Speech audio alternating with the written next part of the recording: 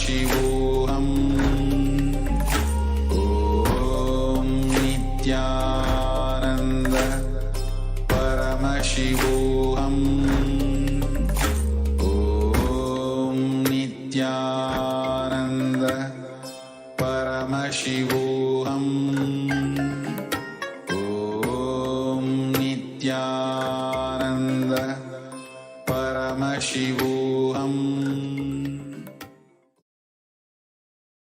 Nithyanandam Bhavasukadam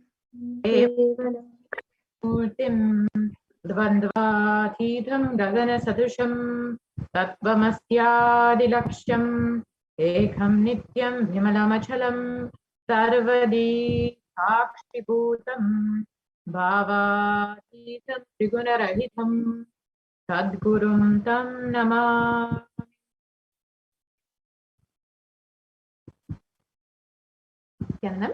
I welcome all the viewers from all over the world who are joining us today for this Parashakti Akashic reading.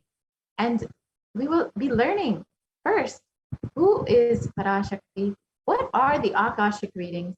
And who is the Supreme Concept of Hinduism who is manifesting Devi Parashakti? So if you are here today, it means existence wants you to be here in this form. And you're not an accident, but an incident of existence itself. And existence is trying to manifest itself through you.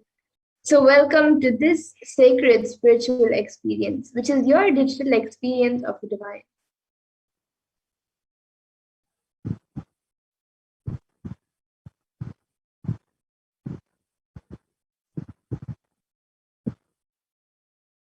This may be what you think as your first time in the presence of a divine cosmic being, but this is not the first time this energy has graced the planet Earth. If you're watching this now, it is not a coincidence. This is the cosmic intervention in your life to make you manifest what you want. Now, some of you might be wondering, how is this possible and how has this worked before? So today you will be experiencing these answers through the powerful cognitions as reference from the ancient texts of Hinduism revived by the Supreme Pontiff of Hinduism. So let us understand who is Devi Parashakti, the divine cosmic mother. Devi is the ultimate pure feminine consciousness, the cosmic mother. She is the source Shakti. It is her cosmic womb, Brahmanda Yoni, from which billions and billions of universes come out and go in. The source where the Big Bang and black hole go on. Parashakti is the main deity of the sacred feminine and the divine consort of Bhagavan Paramashiva, who is the primordial divinity of Hinduism. And Swamiji beautifully says, he says, the first and foremost relationship is mother. The ability to learn and even the idea to relate starts with the mother. How to relate starts with the mother. So understand your idea to relate and your ability to relate starts with the mother. A mother is a too important way to connect with what you think as life. And in the Vedic tradition, our rishis were aware that your ability to connect with the mother should be directed to the cosmos. It should inspire and should awaken your higher consciousness. And connecting with life through the mother is the most sweetest, most beautiful, and most easiest way or form to ever connect through.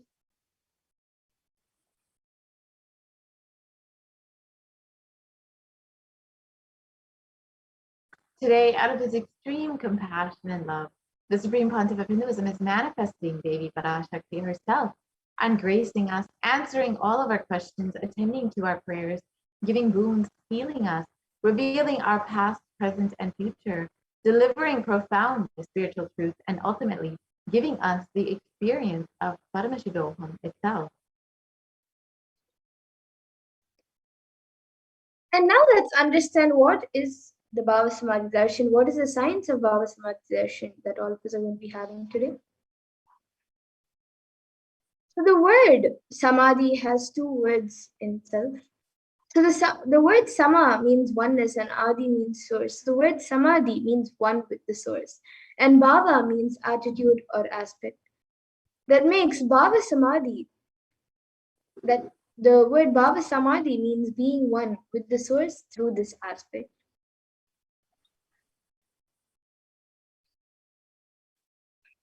Darshan means to have a glimpse of. In the Vedic tradition, it is used to describe the moment we behold a deity, an avatar, a saint, or an enlightened being, as just seeing such a being can cleanse the karmas of lifetimes and create a deep, lasting transformation in the receiver. Darshan is the powerful, superconscious vibration that is present around an avatar at all times. He simply radiates darshan just as the sun continuously radiates light. The auspicious moment when the receiver is able to catch it becomes the moment of darshan for you, raising you to the next level of superconscious breakthrough. It's like hitting the reset button on your being. And a few fundamental understandings that all of us need to understand and internalize about the science of Baba Samadhi is that divine cosmic beings are real. They manifest from Kailasa, the enlightened time space zone, through deities and incarnations. And the divine cosmic beings manifest through Archavataras, deities in temples, and through Baba Samadhi darshans in Nitravataras, incarnations.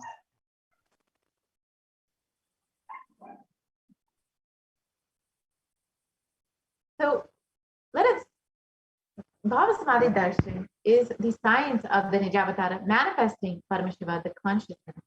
It is where formless, the being of Paramashiva, expresses through the Divya Sharira, the light body, and manifests as the Nijavatara, the physical form, the embodied form for us to experience Paramashiva.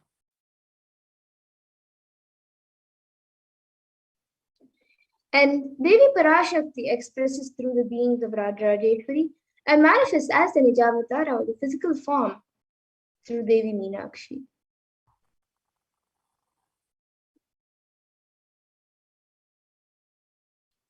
The Archavatara, the deity, reflects the consciousness and manifestation, the being of the superconscious energy. But human beings are not mature enough to receive the higher level experiences from the Archavatara directly. The avatar, the physical embodied form, comes down to bridge the gap and create the experience of the superconscious energy in all of us. And the Bhava Samadhi awakens your Kundalini Shakti, which is the latent potential energy in everything, as well as improves immunity to disease. And during the darshan, the whole brain comes alive, turning into a superconductor of conscious energies that heal, empower, and transform all of our lives.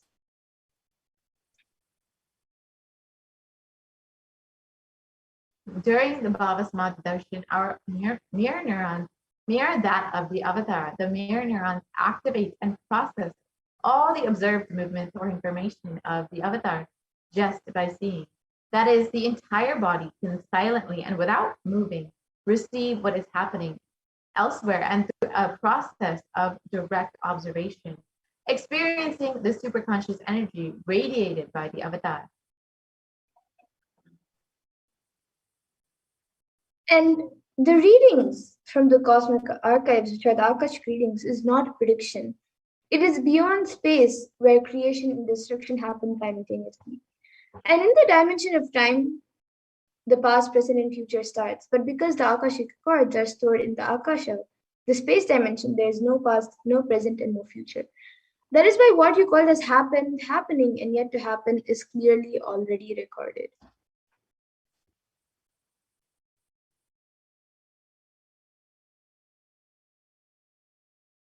Let us understand who is the supreme concept of Hinduism, who is manifesting Devi Parashakti for all of us.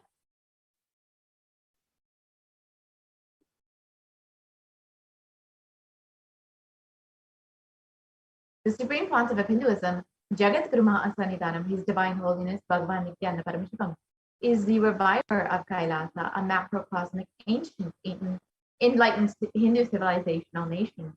The supreme concept of Hinduism is the 1008th incarnation of Paramashiva as per Hinduism, and is recognized by his predecessors who are enlightened masters and adepts.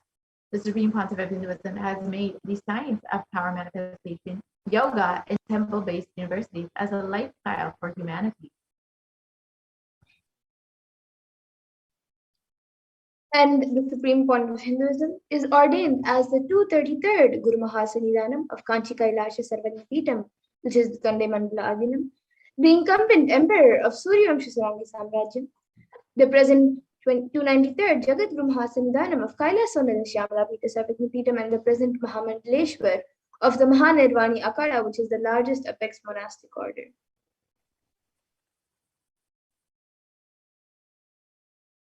The Supreme Pontiff of Hinduism is the 1008th Acharya Mahamandaleshwar of the Atalakada, is the present 23rd Guru Mahaparidhanam of the Dharmamukti Paripura Adinam, and has been elected as the Supreme Pontiff of Hinduism by a congregation of over 1,000 Hindu leaders.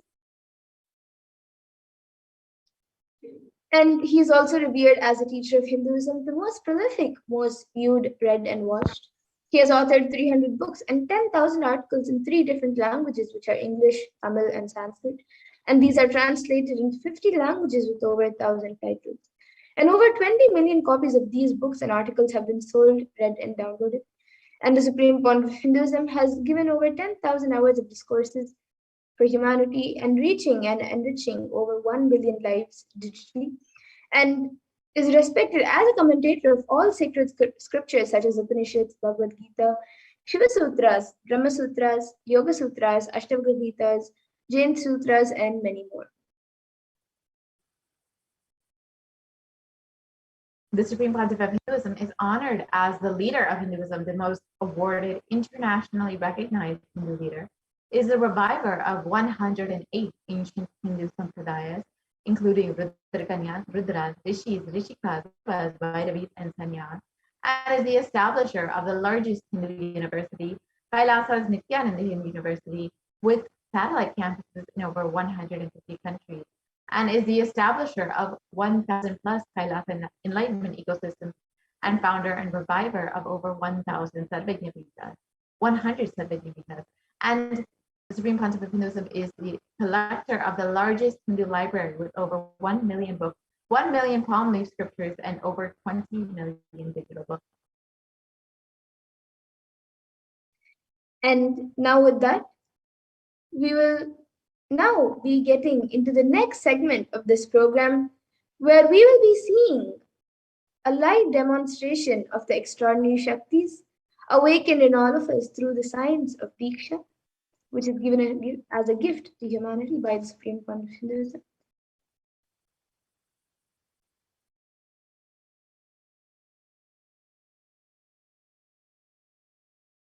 So today, the Balasans, the Nityananda Yogis, and the initiated disciples of the Supreme Pontiff of Hinduism will be demonstrating and sharing with all of you the experiences and the results of the extraordinary manifestation awakened in us, the powers awakened in us through the Diksha, the initiation by the Supreme Pontiff of Hinduism.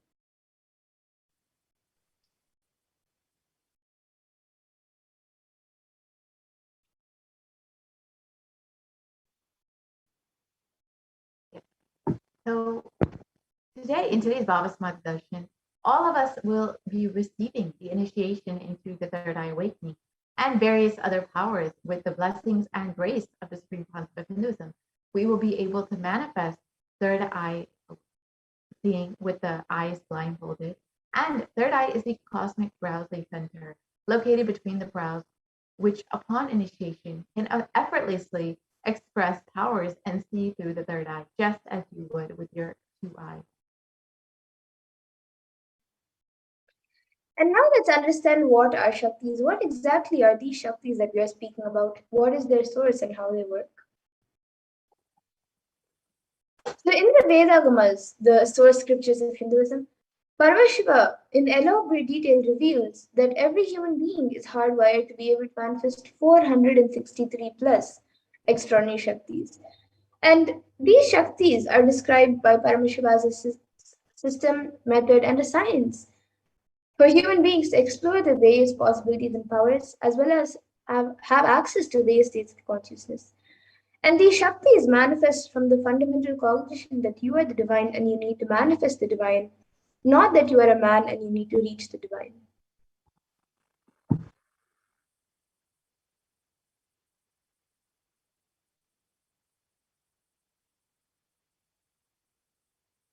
Let us understand what is the difference between Shaktis and Siddhis. Shaktis expressed from the space of enlightenment as a side effect of feeling connection with the divine and high integrity with the Guru. Shaktis are the source of enlightenment. And siddhis, however, which many of you may have heard, are powers that manifest from tapas or penance for enlightenment, and siddhis are on the path to enlightenment.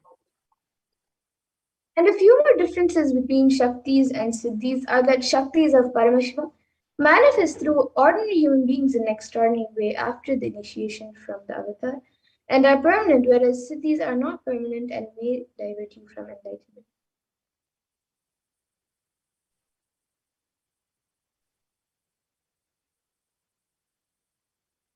Paramashiva is the primordial divinity in Hinduism, the ultimate reality and cause, which is self-effulgent, Swayam Prakasha, all-pervading, unchanged beyond time, space, form, and causality as the fundamental base of Avyakta, the unmanifest, and Vyakta, the manifest existence. He performs the Panchakrityas, or the 5 cosmic acts of Shishti, creation, Siddhi, sovereign rulership and maintenance, Samhara, rejuvenation, Drobhava, pulling out of delusion, Anugraha, creating grace for all living entities. And now the avatar of Paramashiva, the supreme point of Hinduism, Jagadguru Mahasannidhanam, His Divine Holiness Bhagavan Nithyananda Paramashivam, as the 1008th incarnation and representative of Paramashiva and the reviver of Kailasa, which is an ancient, enlightened Hindu civilization nation and the great cosmic borderless Indonesian. So ever since the beginning of the civilization, the Sanatana Hindu Dharma has been a cradle of enlightened beings and highly advanced sciences. And it was where the science of enlightenment and power manifestation was taught as a lifestyle. And for the first time in the modern day, the supreme point of Hinduism is reviving these yogic sciences and transmitting it to the world at record-breaking pace, which is never accomplished before.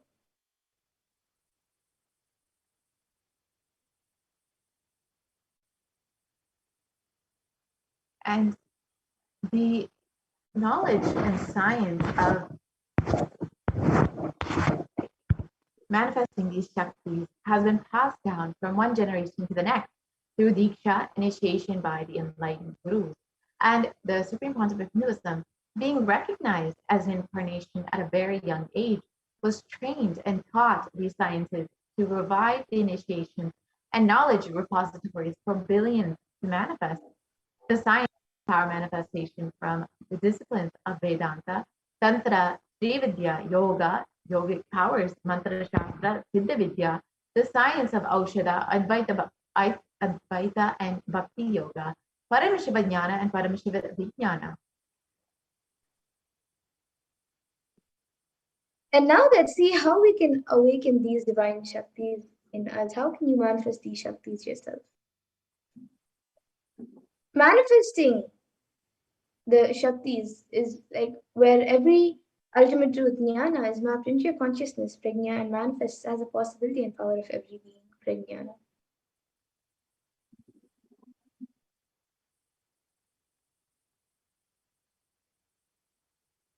The science of power manifestation is authenticated through 4 aspects of evidence or pramanas. The first is the Shastra Pramana, which is the eternal, unchangeable truth revealed in the source scriptures. Next is the Apta Pramana, which are the experiences and results of the Aptas or authorities of Hinduism, the Vedic rishis and scientists who time tested and verified the science.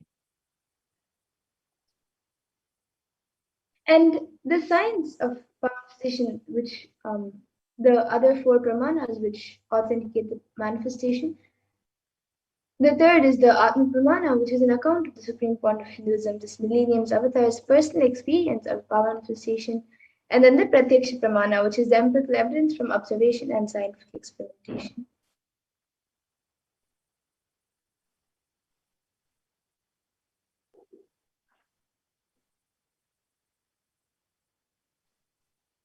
The Veda Agamas is a living applied science, and the Vedas are the ultimate superior authority for Hindus.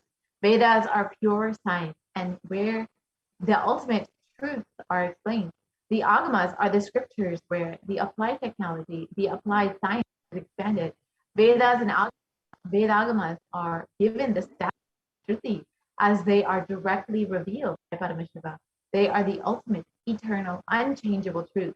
A reference cited from these Shastras or source scriptures is called the Shastra Pramana. And now let us all get ready to witness a very unique and very exciting demonstration of the powers of third eye. So we'll be first looking at the power of third eye, which is seen with the eyes blindfolded. After going through the pramanas for the power of third eye. So the Shastri Pramana for the power of third eye reading comes from the Vijnana Bhairava Tantra. Kapalantarmanonyasya tishtannilitalochanaha kramena manasodatyat lakshaye lakshyamuttamam.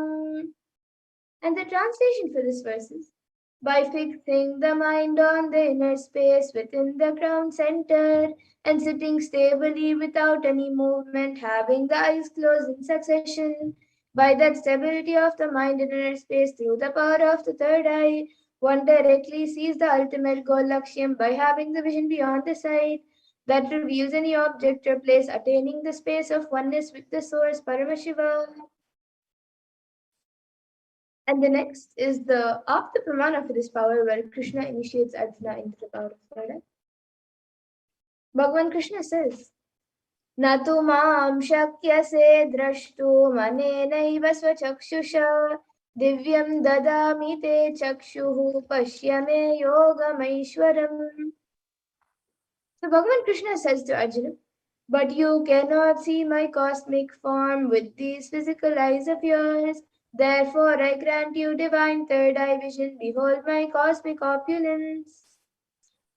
So in the Hindu Purana Bhagavad Gita, Bhagavan Krishna initiates Arjuna into the power of third eye to behold Krishna's Vishvarupa Darshan, the vision of his cosmic form. And specifically in the 11th chapter of Bhagavad Gita, which contains the description of Bhagavan Krishna's cosmic form, is completely narrated by Arjuna as he sees Bhagavan Krishna through his third eye.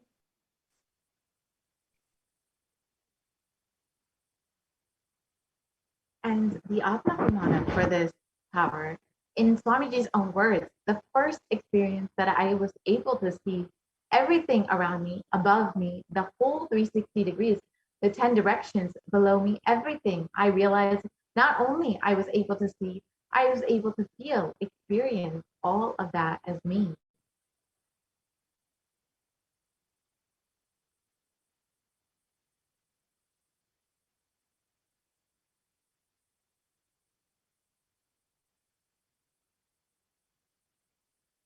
And the Pratiksha Pramana, or the empirical evidence from scientific observations and experimentations, we've studied the brain and the brain activity of the Supreme Pontiff of Hinduism. And during the Third Eye Awakening, and we have observed that when doing daily activities, high activity is measured in the brain where third eye is located. And when in deep samadhi state, only the third eye region is active and almost 90% of the rest of the brain is at peace.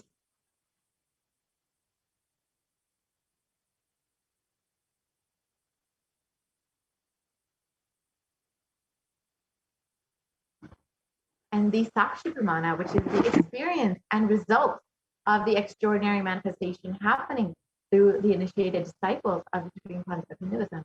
This rare sacred science of third eye awakening is being made available to humanity for the ultimate enrichment and conscious evolution by the Supreme Pontiff of Hinduism. And as a living incarnation of Paramashiva, the Supreme Pontiff of Hinduism embodies the most profound yogic states that surpass all bounds of time, space, and matter. The Supreme Pontiff of Hinduism is gifting this pure, great science of third eye awakening, along with many other spiritual sciences through initiation, Diksha, to millions of people that have been initiated by the Supreme Pontiff of Hinduism and are experiencing the profound results as extraordinary powers in their everyday lives.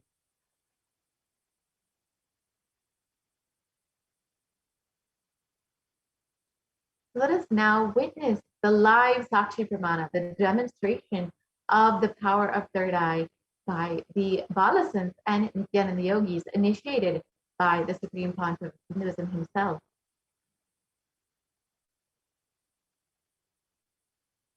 And we have Manitya Madhurananda here to demonstrate the amazing power of third eye reading. Yes. So now with me, I have this eye band, which will be put on my eyes. And in front, it is a thick opaque sheet, and in the back, it is thick black sponge, which will not let any type of light to enter around my eyes. And this eye band will be put on my eyes by a volunteer. And once it is done, any of you watching us on YouTube, live on YouTube, you can put your comments in the live YouTube comment section of whatever you would like me to read, and I will be reading that comment. You can put anything you would like me to read. So now volunteer will be putting on the eye band for me.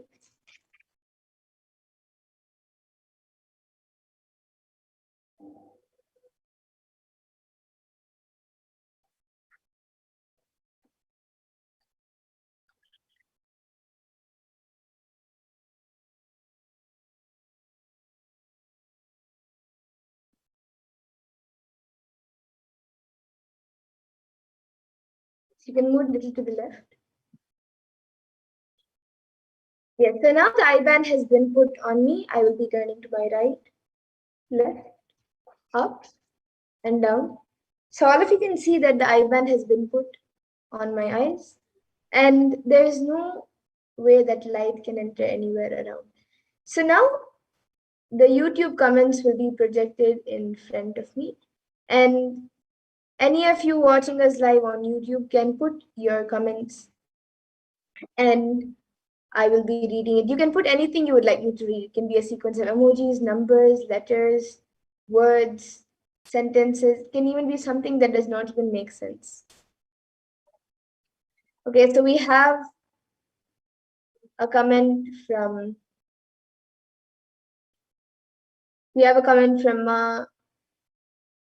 Salain G, who has put hola in Spanish, and then a cat emoji which has 3 whiskers on each side and it has a big smile, and then another emoji which I guess is a volcano, erupting volcano. And anyone else who would like to put your comments, you can put in your comments. It can be anything. We have Ma Solanji has put a word in Sanskrit. She has put hi. Sorry, not Sanskrit, in Spanish. She has put hello in Spanish, and Ma Wesley Silva has put hello with 2 L's, and before that she has put a clapping emoji. Sorry, waving emoji. But around the hand there are 2 2 circles kind of thing. So waving emoji, and then she has put hello with 2 L's.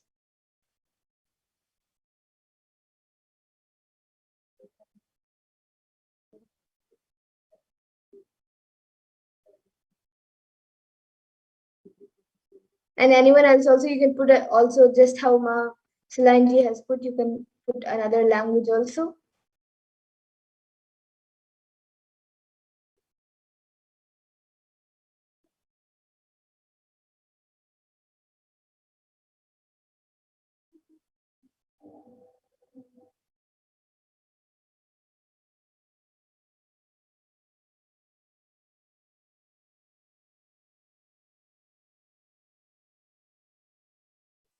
You can put a sequence of emojis, letters, numbers, sentences, anything. Any of you watching us right now on YouTube live, you can put it in the chat box.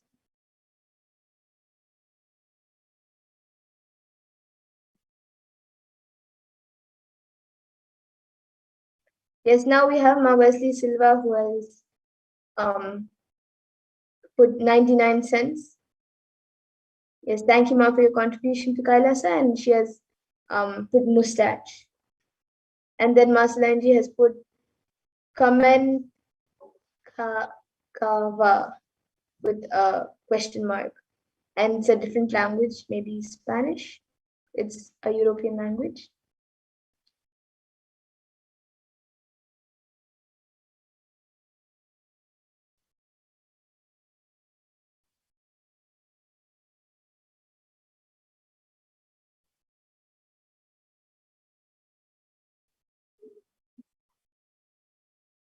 And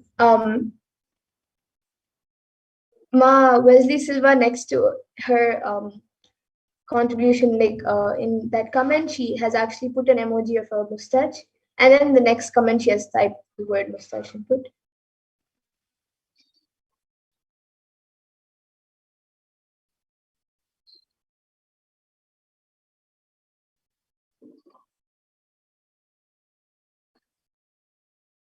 And actually the 99 cents that Ma Wesley Silva has contributed has come in a blue box, dark blue box, and then Marceline G has now put it's French and then an upside down smiling emoji. Yes, Ma.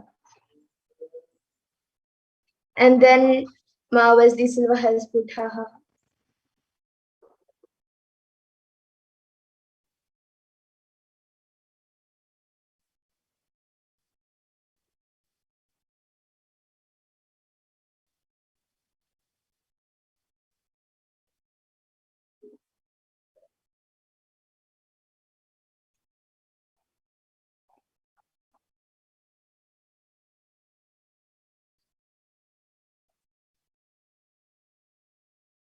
And Ma Wesley Silva has now put another comment saying it's not as active today.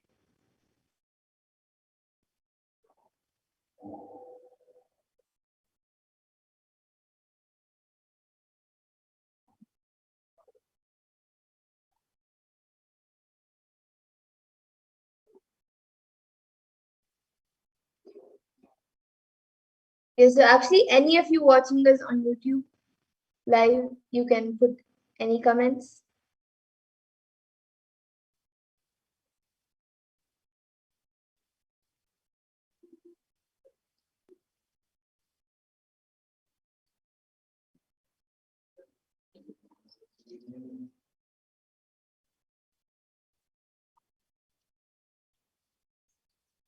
And in the meantime, with me here, I have this book, which is Uncommon Answers to Common Questions. So in front of you, I'll be opening a random page and I'll be reading the page. So I've opened the random page.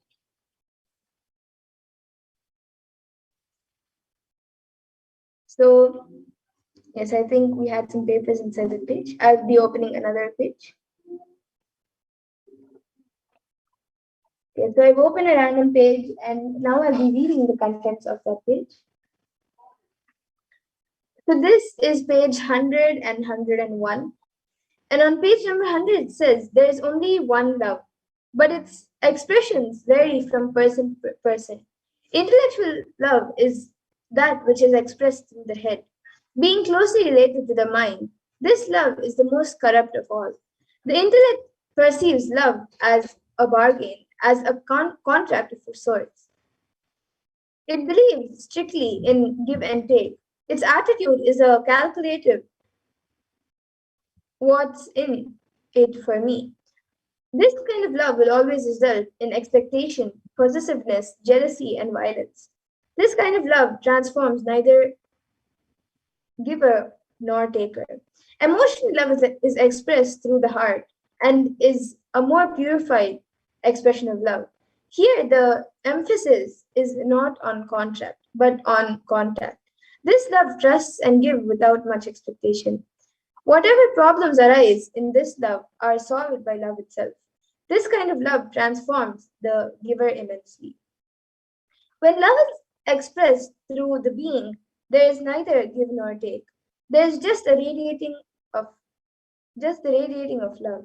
This love can bring with it no pain and no problems because it is not dependent on the other. In fact, it does not even require an object. It is simply a radiance, an overflowing This kind of love transforms both the giver and the taker in beautiful ways. When love radiates through the intelligence, it is rightly called falling in love. When it radiates through the emotion, we may term it rising in love. When it radiates through the being, it results in flying in love. So this is page number 100. All of you can see.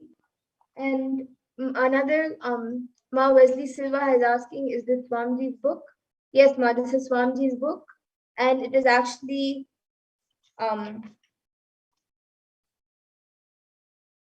this is the edition published in 2004.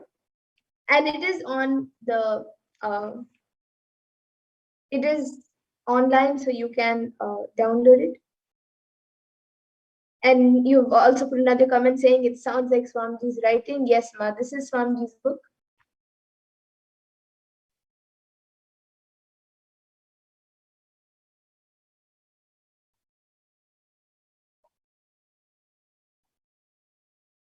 And anyone else watching us right now, you can put any comments you would like.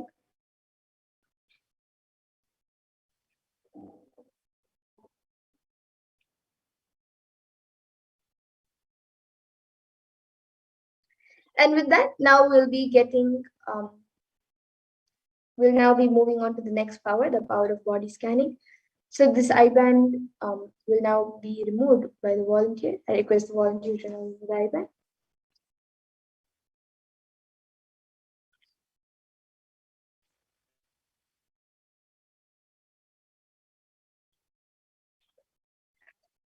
So all of you now can see the I-band. It is just as it was before. There is nothing added or removed from the I-band. And now with that, we will be moving to the next power, the power of body scanning. So anyone who would like a body scan, you can put your comments in the YouTube comment section, and we will be doing a body scan for you.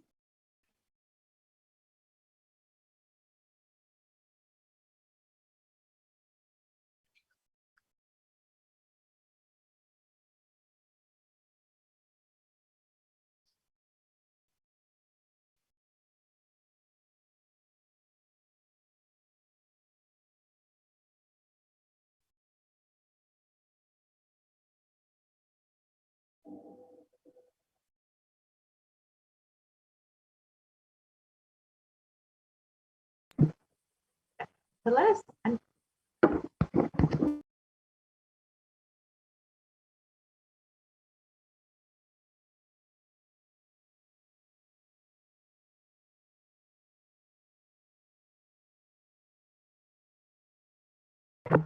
let us look at the Shastra Pramana for body scanning.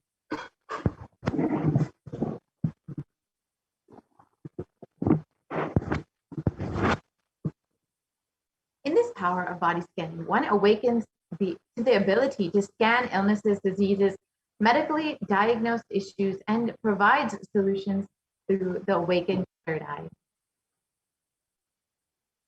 And the Shastra Pramana for the power of body scanning comes from the Vijnana Bhairava Tantra. Swadehe jagato vapi sukshma sukshmatarani cha tatvani yani nilayam dhyatvante vyajyate para. And in this verse, Bhagavan Paramashiva says, cognize deeply that from the subtle to the subtlest consecutive principles of your whole body is Swadeha, or the whole universe simultaneously consists of the essential reality. They are being absorbed in their source cause Paramashiva. By the experience of such restful awareness, one becomes complete from all thoughts, and the ultimate universal divine power, Paradevi, Adi Shakti, is revealed, and supreme power manifestation happens.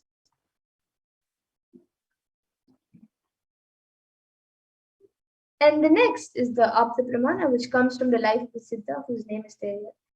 So Teriyar was a Siddha and one of the prominent disciples of sage Agastya. So one day a man suffering from severe headache comes to sage Agastya for healing. And then he uses the power of body scanning and identifies the root cause of the headache. Agastya reveals that there's a small Therai, a type of frog, sitting in the person's brain, and immediately instructs Therai, his disciple, to perform an open head surgery and remove the frog. After the surgery is completed successfully, the person is healed and cured of the headache, and Therai thus gains his name. And the Atma for this power was revealed by the Supreme Court of Hinduism. How he used this power of body scanning, he revealed on the 22nd of December 2019, paraphrasing his words. Only when I had the multiple compound hand fracture, I was forced to go for surgery and therefore medical checkups related to that. At that time, they detected heavy metal quantity in my different organs. It was revealed that I had been poisoned without our knowledge. I immediately used diagnostic methods instead of medical facilities to study the body condition due to the poisoning. Through body scanning, I found out what the problems, imbalances happened, and where balances had to be done. I used allopathy as a second opinion to verify my findings.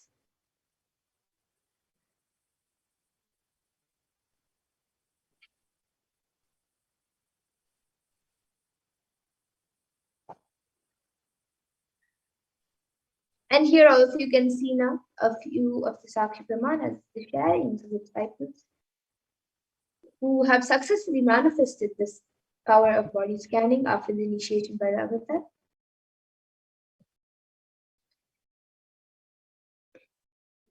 And with that, now we'll be getting into the live demonstration of the power of body scanning. So anyone who would like a body scan can put your comments in the YouTube comment section, and we will be doing a body scan for you.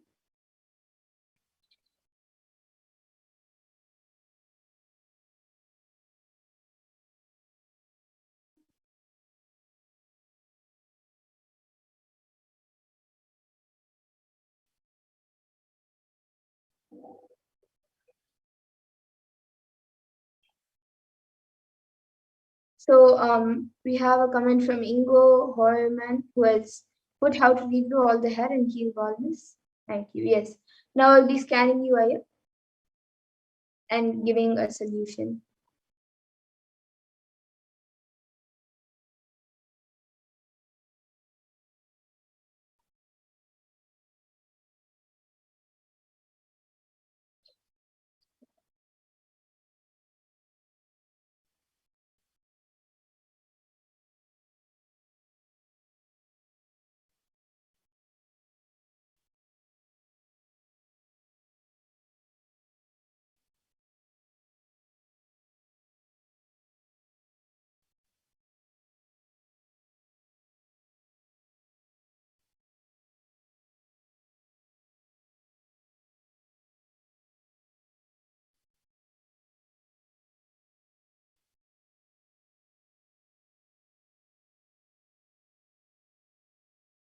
Yes, Aya. So Ingo Horman, Aya, I was able to see that for you, every day or every alternative day, you should start doing Shirasasana to increase the blood flow in your head.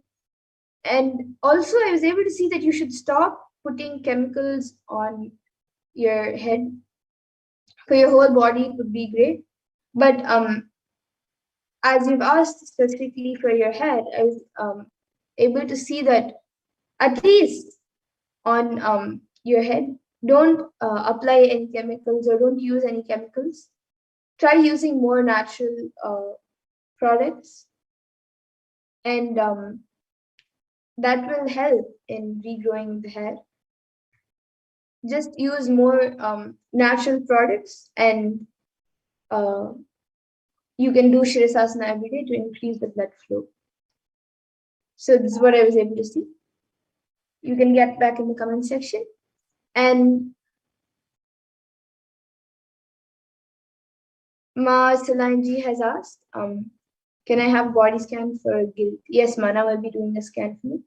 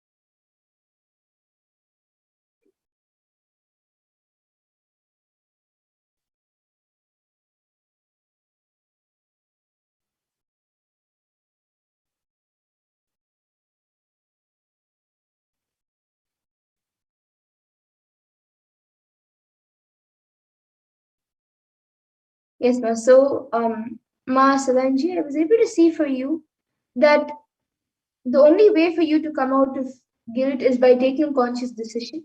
You have to consciously declare and decide to come out of the guilt and not encourage the guilt whenever you have any guilt for anything. I was able to see that you have to take a conscious decision and declaration to come out of it.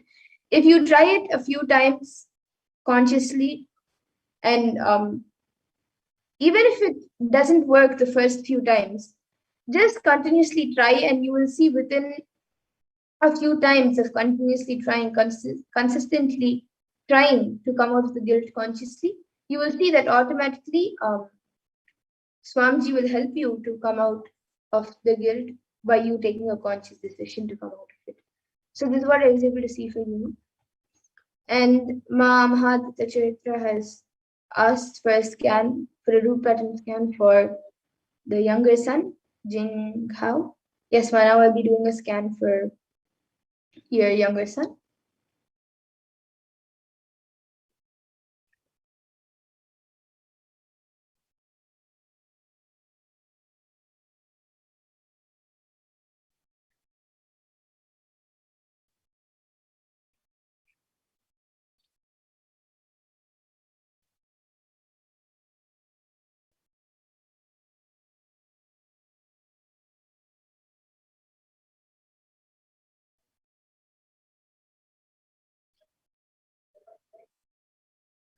Yes, so Ma Mahadvita Charitra. For your younger son, Ma, I was able to see that right now there is no root pattern that has developed completely. He can, even if there are some small patterns that have come into him, it is very easy to break out of it. And even those few small patterns that have been created or starting to get created every day, to even get out of the small patterns that are being created and to prevent any uh, root patterns even in the future. I was able to see every day you should make him listen to satsangs and keep him in a good spiritual ambience. You can keep a Swamiji picture in his room, or like as he grows up, bring him up in a positive ambience, in a spiritual ambience with more deities and with more of Swamiji satsangs and teachings. That will help him to not create more patterns. And right now, there is no root pattern that is affecting him or in any way, or there is nothing that has been created yet. So this is what I was able to see for your Tanma. And you have also asked, can you help me scan my obstacles for Nirahara? I've not been successful for the past 2 days. Yes, man, I will be scanning.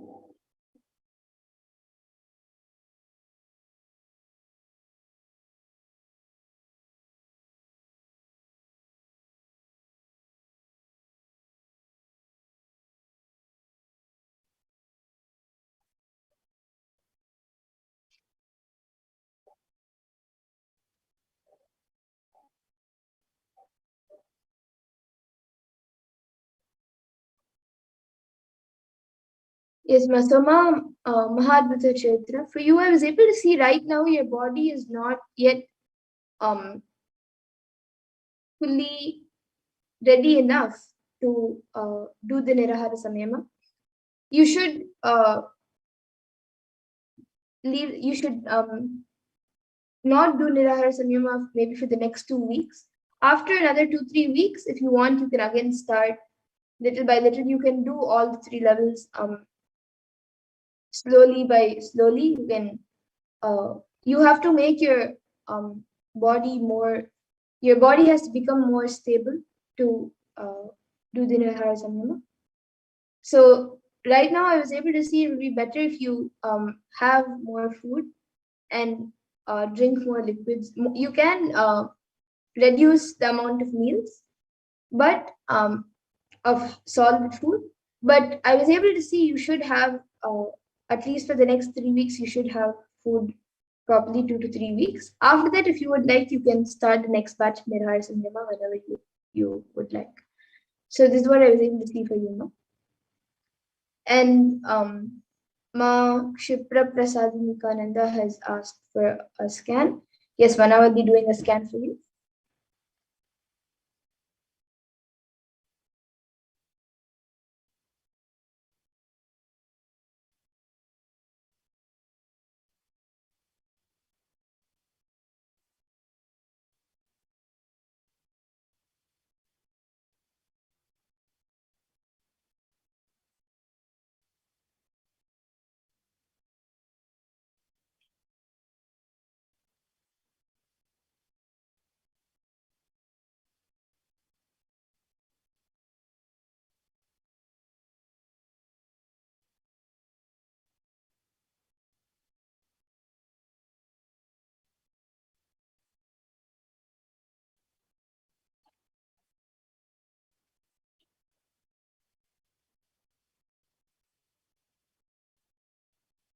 Yes, Ma. So for you, I was able to see that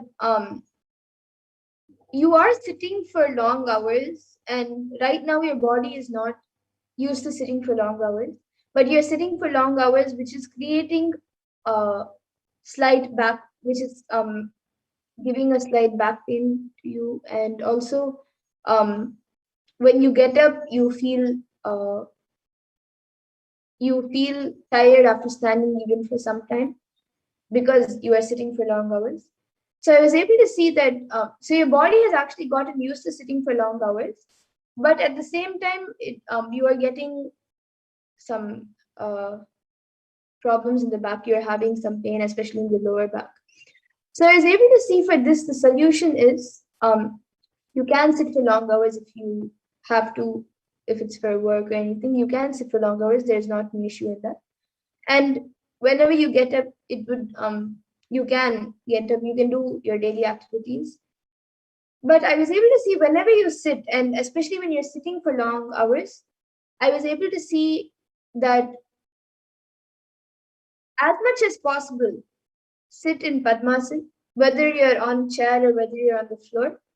Even if you're sitting for long hours, as much as possible, you don't have to sit for all the hours continuously in Padmasana. If you can, that's great.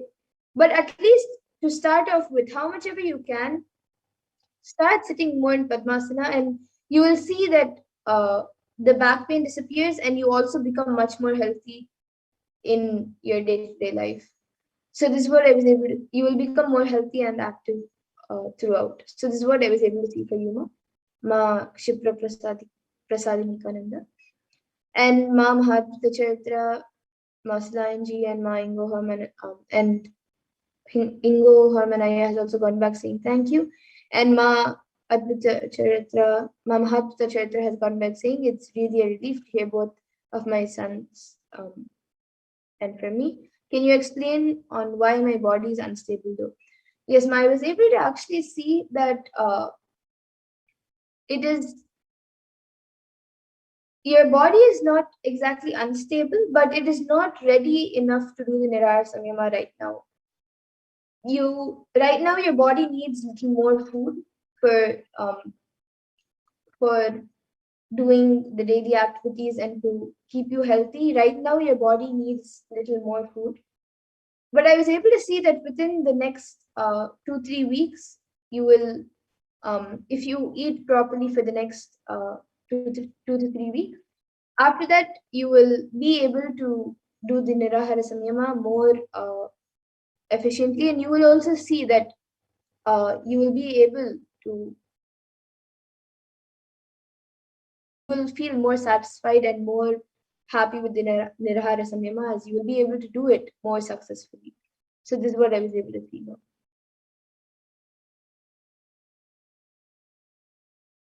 Yes. And now with that, I thank all of you who have joined us today for this power manifestation segment.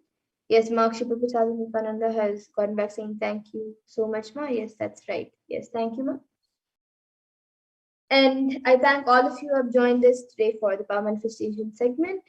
And with that, we will now be moving on to the further segments of this program where we will be learning more about who is Devi Parashakti, how we can receive Devi Parashakti, and much more.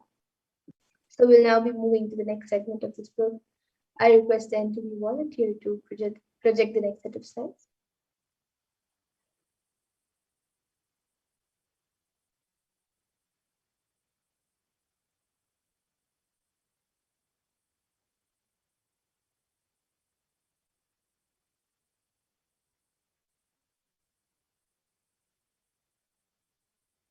Okay, so let us now understand who is Devi Parashakti.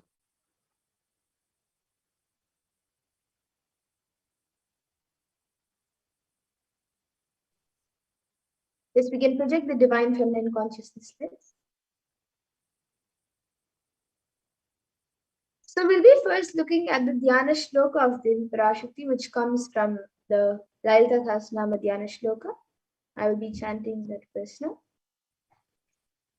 Sindhuraruna vigraham trinayana manikya mauli spurat taranayaka shekharam smitamukhim mapina vakshoruham पानिभ्यामलिपूर्ण रत्नचषकं रक्तोत्पलं बिभ्रतीं सौम्यं रत्नघटस्थरक्तचरणां ध्यायेत् परामम्बिकाम्.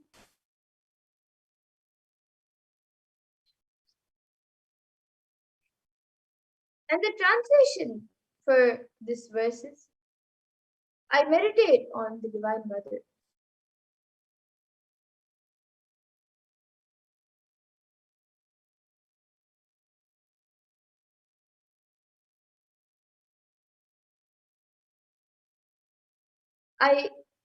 The Divine Mother is to be meditated upon as shining and vermilionate body, with triple eyes sporting a crown of rubies studded with the crescent moon, a face all smiles, a splendid bust, one hand holding a jewel cup in her need, and the other twirling a red lotus. And another verse that also comes from the Lalita Sahasranama Dhyana Shloka, which describes the beauty of Devi Parashakti, says, Arunam karunatarangatakshin dhritapaşankuşapuşpabanachapam animadiviravritamayukaihi rahamityeva vibhavaye bhavani.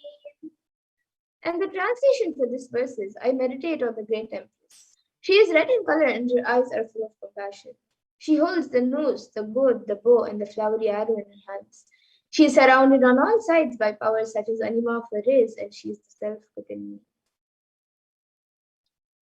And Devi Parashakti is the ultimate pure feminine consciousness. Parashakti is the cosmic mother. It is her cosmic womb from which billions and billions of universes manifest, and the source where the Big Bang and black holes go on and on.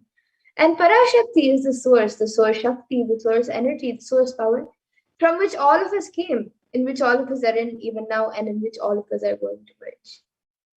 And out of her extreme love and compassion, Devi Parashakti herself is manifesting through the embodied form as the Nijavatara of the Supreme Form of Hinduism, Jagat Guru Mahasannidhanam, His Divine Holiness Bhagavan Nithyananda Paramashivam, gracing us, answering all of our questions, attending to our prayers, giving boons, healing us, revealing our past, present, and future, delivering profound spiritual truths, and ultimately giving us the experience of Paramashivoham itself.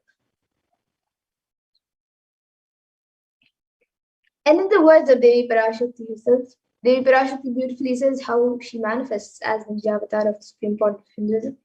She says, raising as Omkara, expressing as Vedas and Agamas, blossomed as Shrinkara, filled as Parashodasi, living in 40 triangles, the Kailasa Swamini who is in Kailasa, Sri Purachintaman, Parashodasi, sitting as part of Paramashiva, Parameshwari who rules the world, Paramashakti, Manonmani, Meenakshi, as Nithyananda, I took Nijavatara here, to give good boons to everyone, to bestow all goodness.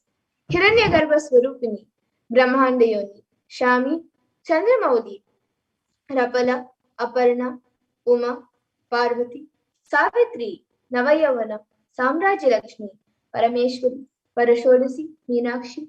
In the form of Nithyananda, I came down as Vijavatara. With great compassion and blessing, listen, people, to do good to all of you, I took the form of Nithyananda and came down as Vijavatara.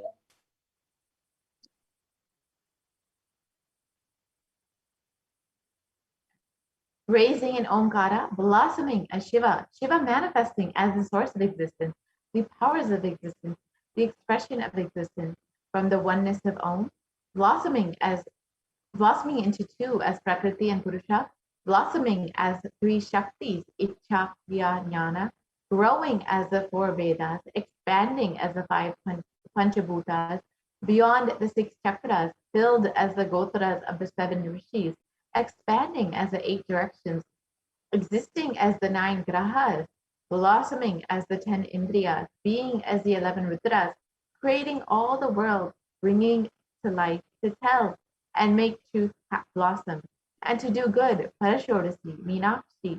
In the form of Nithyananda, I came to bless every one of you.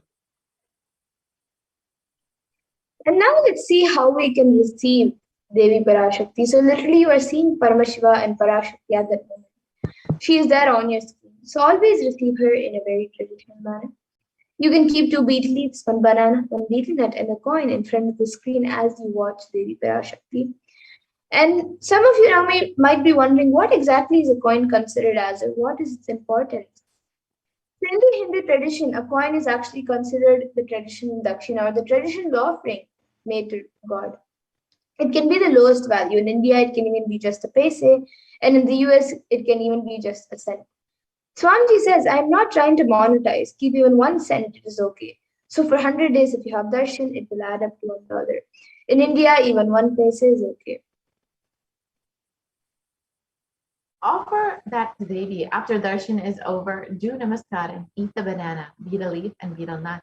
Take it as prasadam immediately. Collect those coins and send it to the LA temple. This betel leaf, betel nut may look too small, but in a few days you will see how much it adds to your sentiment that really she is there. You will not take the Devi darshan for granted. Rituals will break your monotonous, unconscious mentality and lifestyle and remind you and raise you to the powerful cognition. It will break your unconscious behavior. And now all of you can see how you can set up your tambulam. So you can arrange the betel leaves, the betel nut, the banana, and the coins. You can arrange it in a plate and keep it in front of the screen. You can also keep the additional items such as some kumkum, turmeric, flowers, glass bangles, and some kumkum, and a coconut. So you can keep all of these few additional items as well if you would like. But the 4 basic items that are kept as part of the tambulam is the betel leaves, the betel nut, the banana, and the coin. So you can arrange all the items in a plate, keep it in front of the screen as you get ready to receive Devi Parashakti. And with that, we now come to the conclusion of this segment, and we'll be moving on to the further segments of this program, where we will be learning what Devi Parashakti has revealed in the Akashic readings for humanity on all the different problems that humanity is going through right now. So in this next segment, we will be learning what Devi Parashakti has revealed and how important it is for us to understand, follow, and internalize what Devi Parashakti has revealed. Yes. So let us now enter into this next segment and see what Devi Parashakti has revealed for each of us during this pandemic. Devi has been continuously blessing us. Let's now see what Devi has revealed in the Akashic readings for guiding us through this pralaya.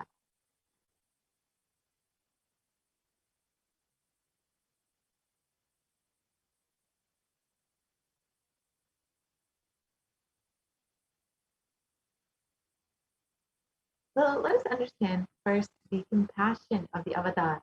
In the Guru Padaka Stotram, composed by Adi Shankaracharya, the very first verse describes how the Guru Padaka is the sacred feet.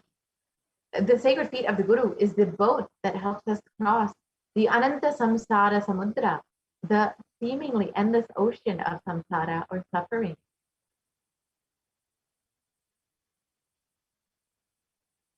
And the verse translates salutations to the sandals of my Guru, which is a boat which helps me cross the endless ocean of life, which endows me with a sense of devotion to my Guru, and by worship of which I attain the dominion of renunciation. And many of us feel stuck in the same storming and raging ocean, being unable to navigate ourselves and lost in the overwhelming vastness of the suffering that surrounds us during this pralaya, the great deluge. Our loved ones are dying due to the pandemic. Our homes are being destroyed due to the natural disasters. Social institutions are crumbling, and the whole of humanity is in desperate, dire need of hope. It's at this time that the Supreme Pontiff of Hinduism, the incarnation of the cosmic superconsciousness, out of his love and compassion, having taken the spiritual responsibility for the superconscious breakthrough of the whole of humanity, is manifesting Devi Parashakti, the cosmic mother, and guiding and healing the whole world as literally the boat that sails us through the pralaya, the cosmic deluge. And Devi Parashakti is herself manifesting through the Nijavatara and answering each and every one of our prayers, granting boons, healing us, manifesting miracles, removing all of our pain and suffering. And Devi has not just attended to us individually, but as a humanity at large.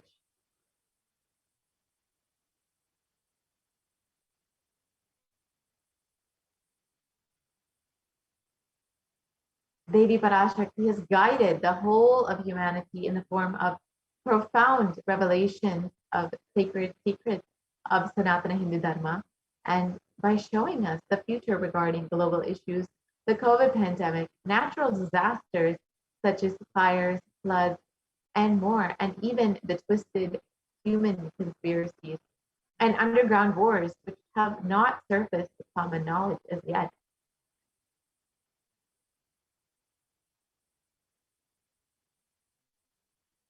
In this segment, we will be elaborating on the statistical and scientific and scriptural references of each sacred revelation, which is manifested precisely as the same guidance emerged from Devi Parashakti for us to imbibe deeply and start following as Devi Parashakti continues to protect us until the storm ends and we are safely harbored at the shores of our consciousness.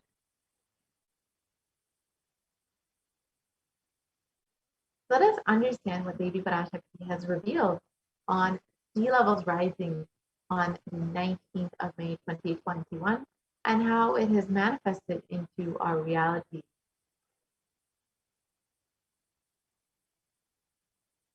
Let's first watch the video of Devi Parashakti's revelation.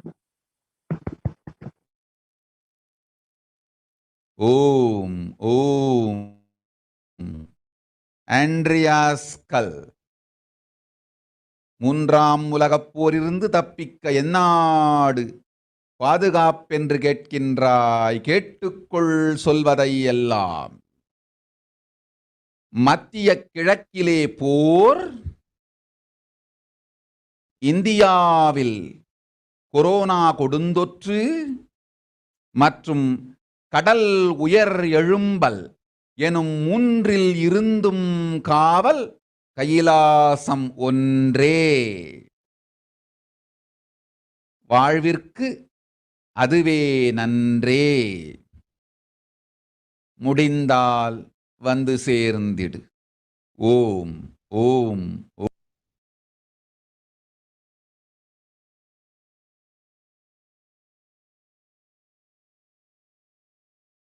Let us understand Devi Parashakti's revelations mapped into the English language.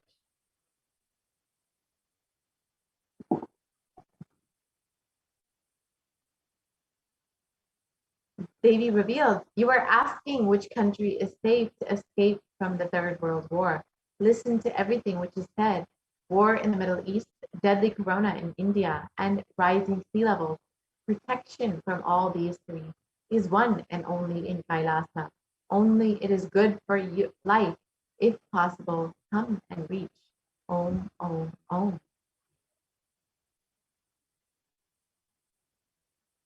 on the 19th of May, 2021, while answering the prayer of one of the devotees, Devi Parashakti, manifesting through the Supreme Concept of Hinduism, warned about the sea levels rising and the cascading effects of climate change crisis on humanity. Exactly as Devi revealed the very next day, on the 20th of May, 2021, the biggest ever iceberg broke, which was 70 times the size of Manhattan, posing a huge threat to humanity, causing the sea levels to drastically rise.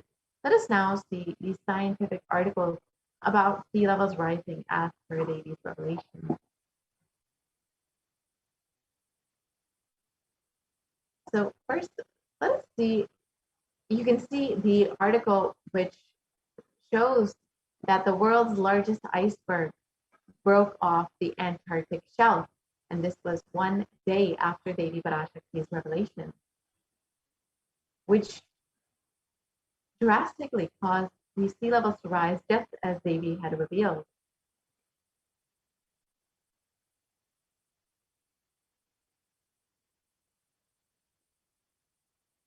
Many of us have heard that the sea levels will be rising and the effects of global warming we will be seeing soon on our everyday life.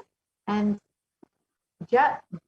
Devi reveals this on the 19th of May about sea levels rising.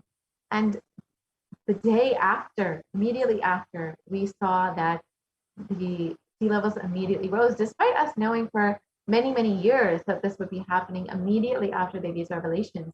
We saw it manifesting into reality. And it's been known for a long time that sea levels will be rising. And even under the most modest scenarios, scientists expect the sea levels to rise to affect Earth's coastline significantly in the coming century. And even if emissions, CO2 emissions, are curbed and reach completely zero, we will still be seeing sea levels rise up to 1 meter. And if the levels of CO2 emissions continue at the rate that they are going, and we will see that sea levels will rise up to 5 meters or more in the coming years, in the next couple hundred years.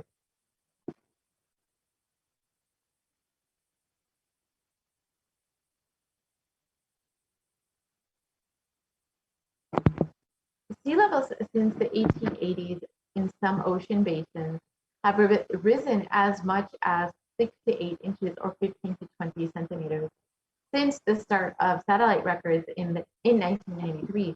And it was reported in NASA that sea levels will rise between 1 to 8 feet by 2100.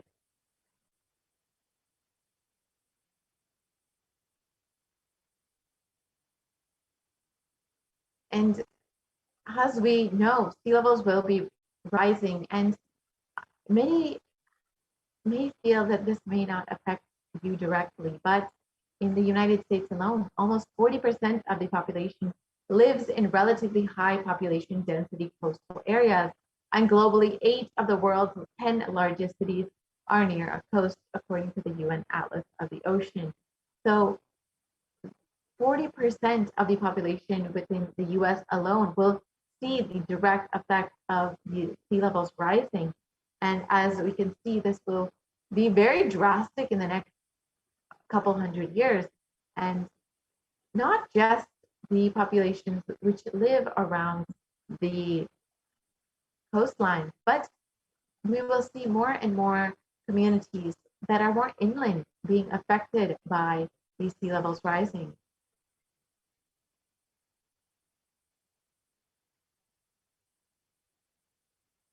And because the higher background water levels means that deadly and destructive storm surges, such as those associated with Hurricane Katrina, Superstorm Sandy, and Hurricane Michael, push farther inland than they once did.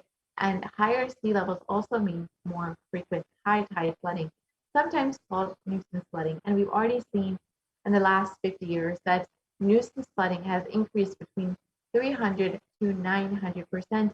And we will continue to see this increase as sea levels rise and as we experience more of these superstorms that cause great destruction and affect more and more communities that are even living inland.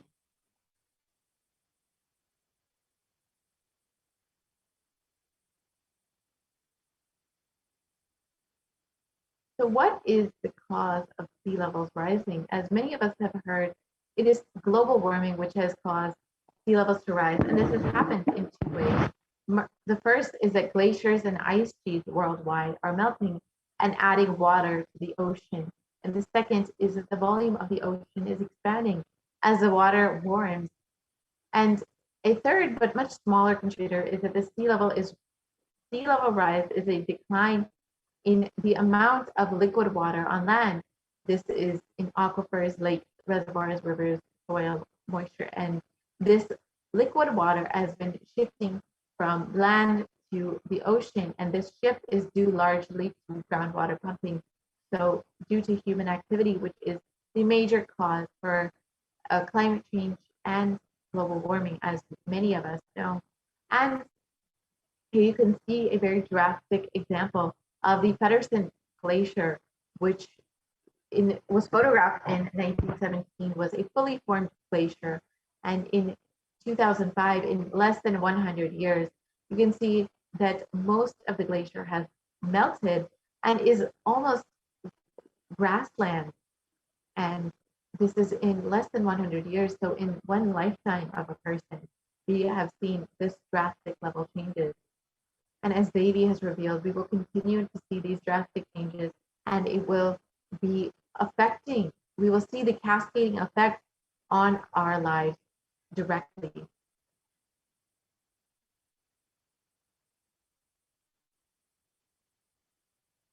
And the pace of global sea level rise has more than doubled from 1.44 millimeters per year throughout most of the 20th century to 3.6 millimeters per year from 2006 to 2015. And the Greenland ice loss has increased from 34 billion tons per year between 1992 and 2001 to 247 billion tons per year between 2012 and 2016. That's 8 times as much. It has increased by 8 times.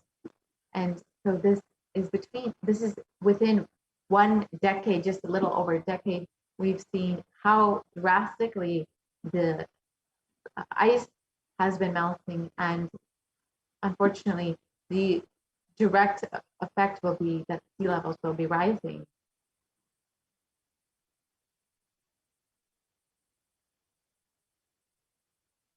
And on August 2021, the UN published a code red, a warning of worsening global warming and a rising of sea levels. And this was a few months after Devi had already revealed that we will be seeing the cascading effects of global warming, of the climate change crisis, and of sea levels rising.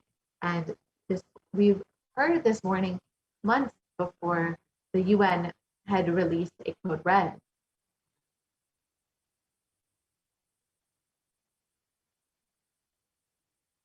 And in the Associated Press, it was reported that the UN had indicated that some harm from climate change includes dwindling ice sheets, rising sea levels, and changes in the ocean as they lose oxygen and become more acidic. And this damage is irreversible for centuries to come, millennia. And the world is locked into 15 to 30 centimeters, that's 6 to 12 inches of sea level rise by the mid-century. And as Devi had revealed, we will continue to see these sea levels rising, and we will continue to see the cascading effects of the climate change crisis. And we've already seen how this has been affecting us. Even if we are able to significantly curb emissions in the coming decades, as was shown in the earlier graph, more than a third of the world's remaining glaciers will melt before the year 2100. And when it comes to sea ice, 95% of the oldest and thickest ice is in the Arctic, and this is already gone.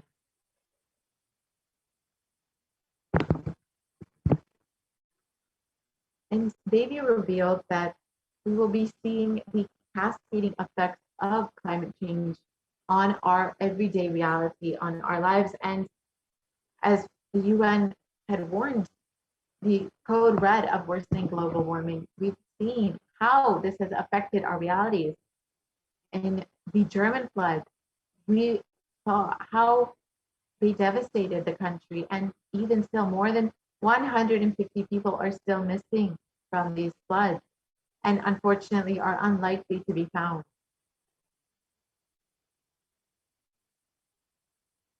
And these deadly floods have left scientists stunned. And unfortunately, climate change has made these deadly German floods up to 9 times more likely.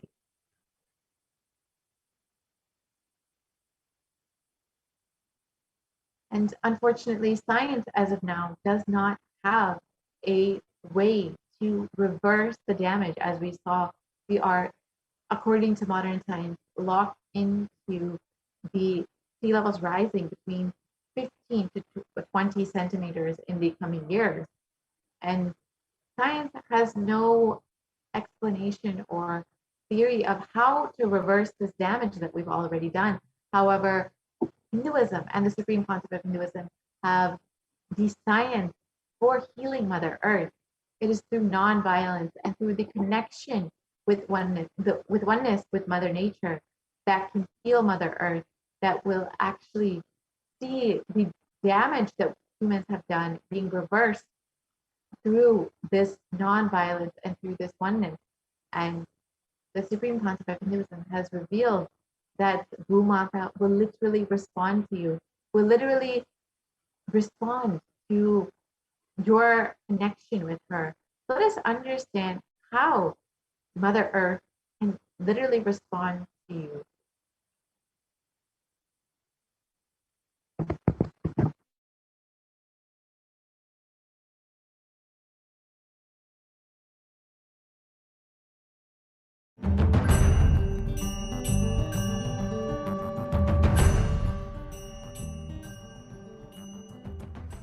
The human beings have become so distanced from the real life, are ready to explore things. We become so far away from, at least I can tell you from my experience, village boy. When I was 5 or 6, I opened all the alarm clocks in my house and I'll set it back, put it back. I don't see all that in the modern day kids. It's all about that stupid cell phone.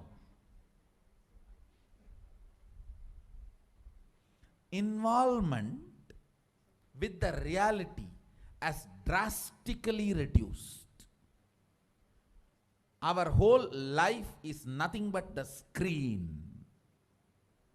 Whether your love, your relationships, even your sex, everything is limited to that screen. Am I right? Almost. No, almost.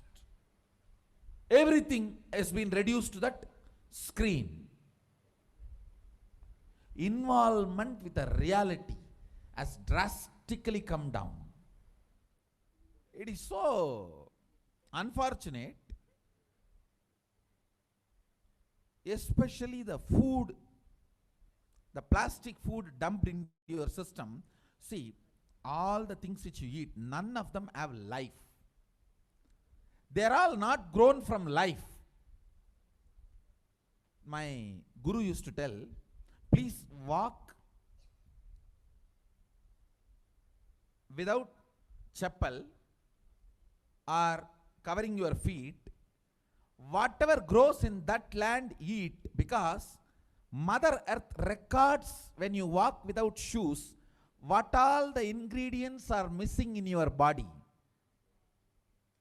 She records what you need for your body, nutrients or vitamins, whatever. Whatever is missing in your body, she produces in that food which grows in that land. And eat that and live. It is too mind-boggling concept. I tell you, only after I started doing it, I realized you don't need any external medicine if you know to live with the nature.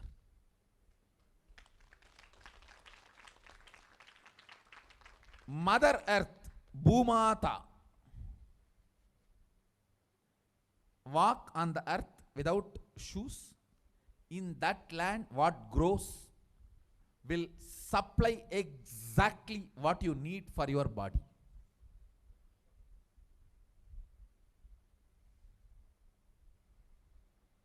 Looks too difficult to believe. But after I started doing that, I realized it.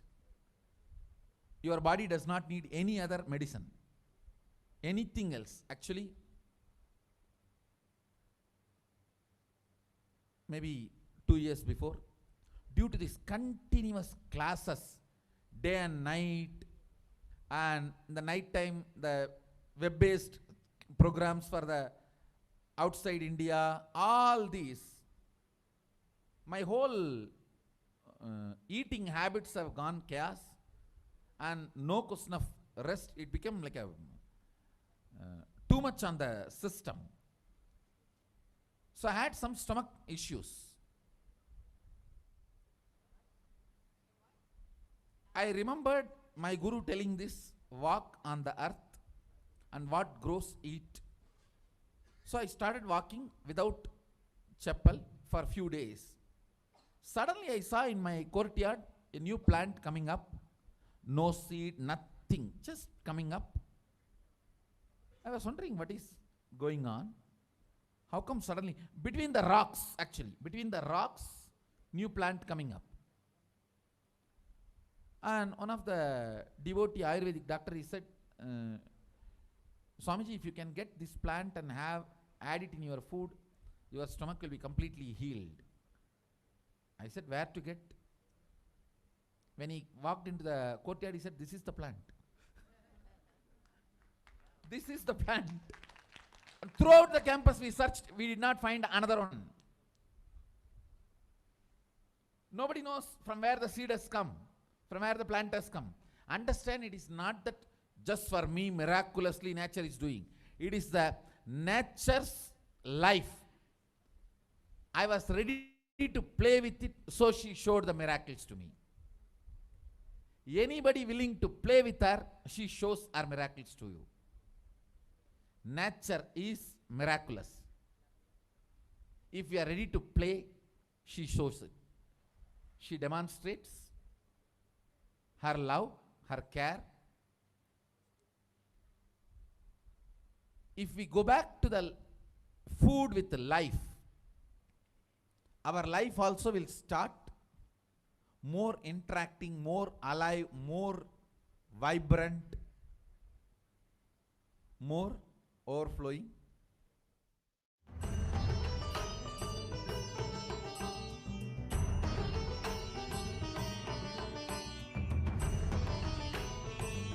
Has revealed when you relate with Mother Nature with non-violence and with that oneness, she literally will respond to you. And we've seen that the supreme concept of Hinduism has revealed that non-violence is the grand narrative of Hinduism. And let us understand in the words of the supreme concept of Hinduism himself what this means.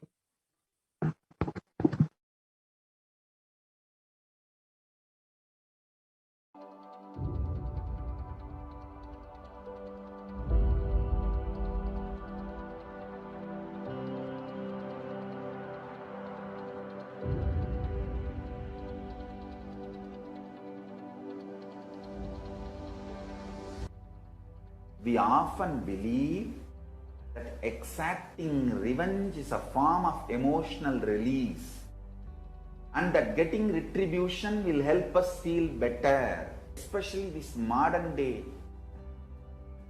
cinema, entertainment industry, cult brainwashes you. The act of revenge as a way of gaining closure after a wrong is done. No!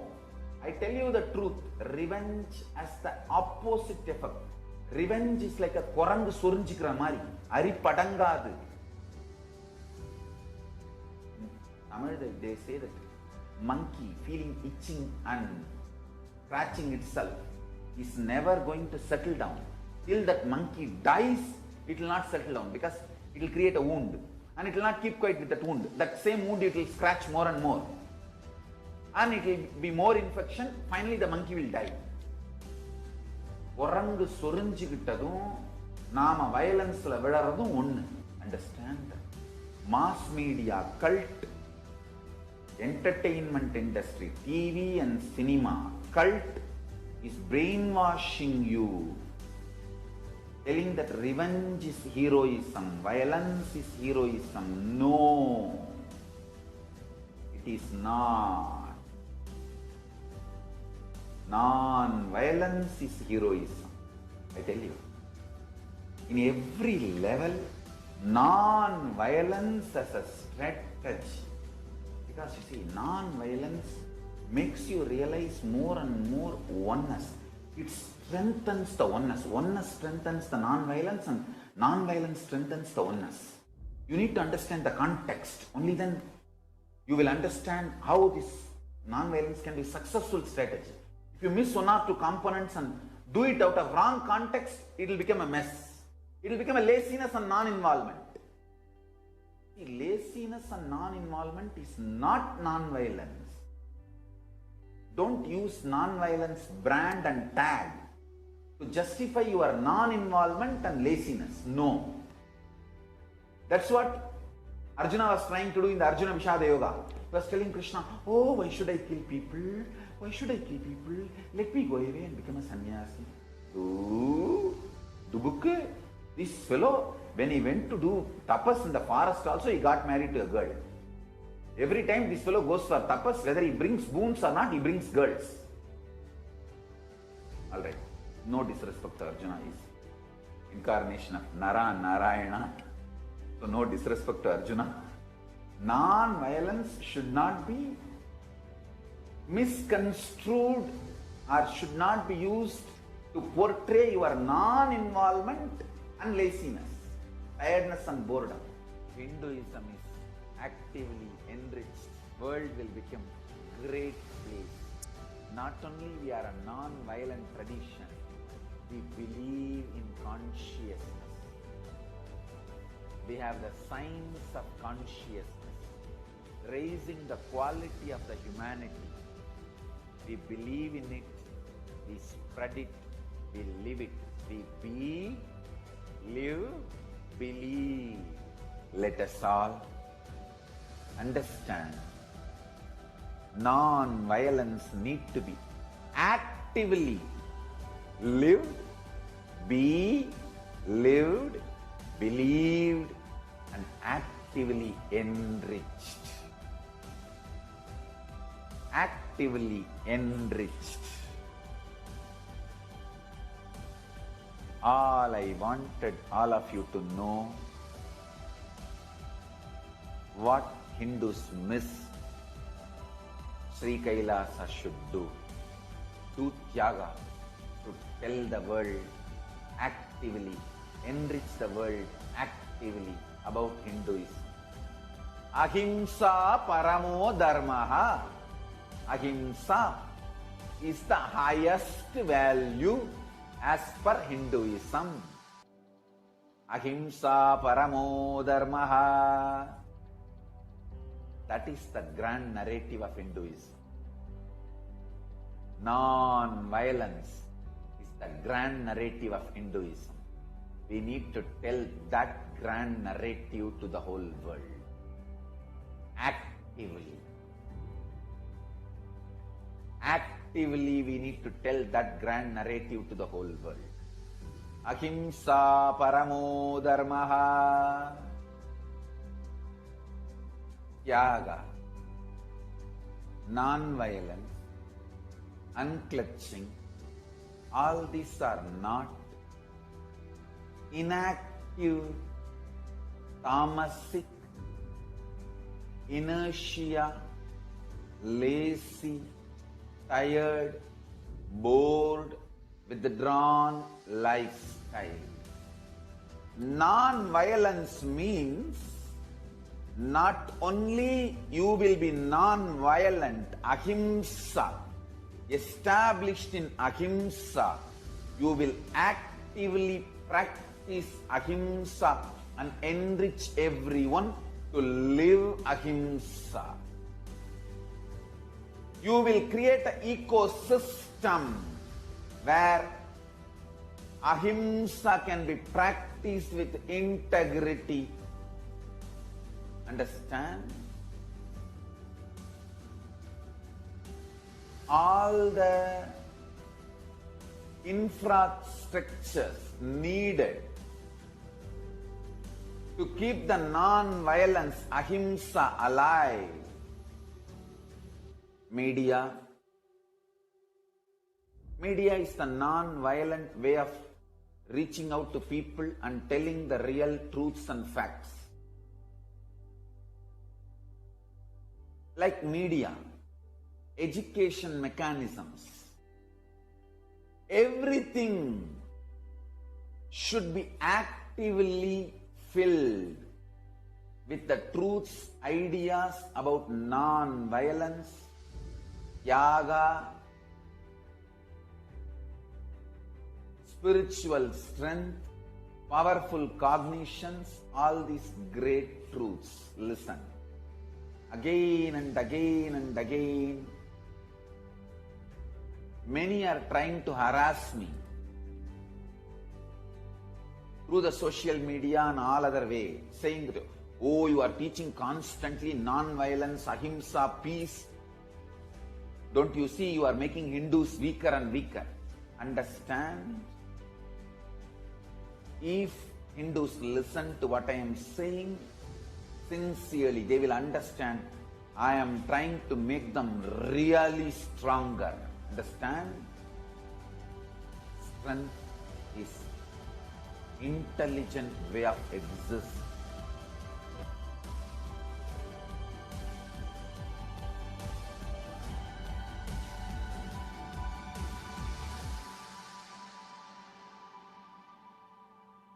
Has revealed how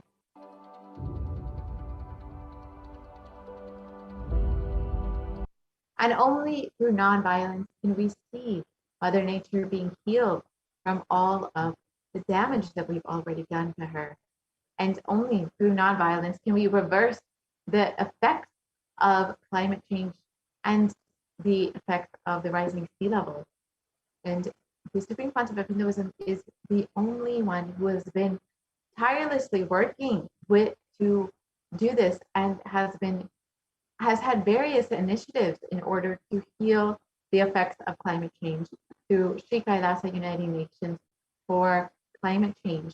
You can visit kailasa.org and understand more about what the Supreme Pontiff of Hinduism has been doing in the field of climate change and environment. And you can also learn more about the cognitions that Hinduism and the Supreme Pontiff of Hinduism have been continuously giving to humanity in order to reverse the damage of climate change and to live in harmony and oneness with Mother Nature, with Bhumata, in order to heal her. So with this, we will be concluding this portion of the program, and we'll be entering into the next segment where we will understand the various offerings that we can make to Devi Parashakti. And these offerings are not made out of fear or greed, but are a sign of our love, our devotion, a small offering just to say, I love you. Thank you for happening in my life, to Devi Parashakti, the cosmic mother who is manifesting through your very own Guru. Let us enter into this next segment and understand some of the offerings that we can make to Devi Parashakti.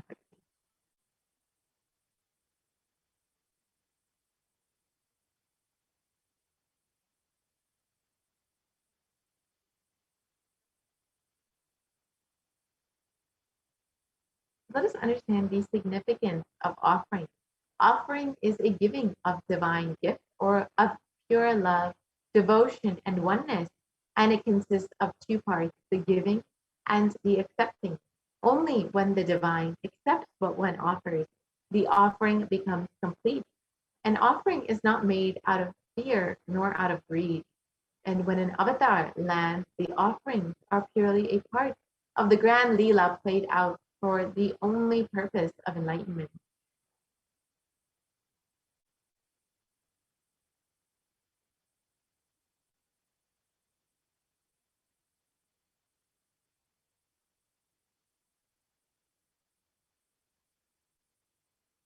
So let us understand the Dhyana Shloka for Devi Parashakti. The translation of this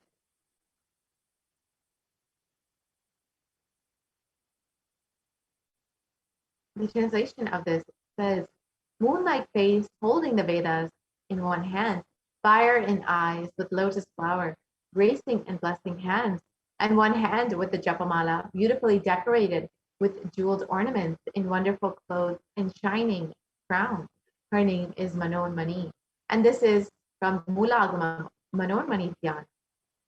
And it continues on.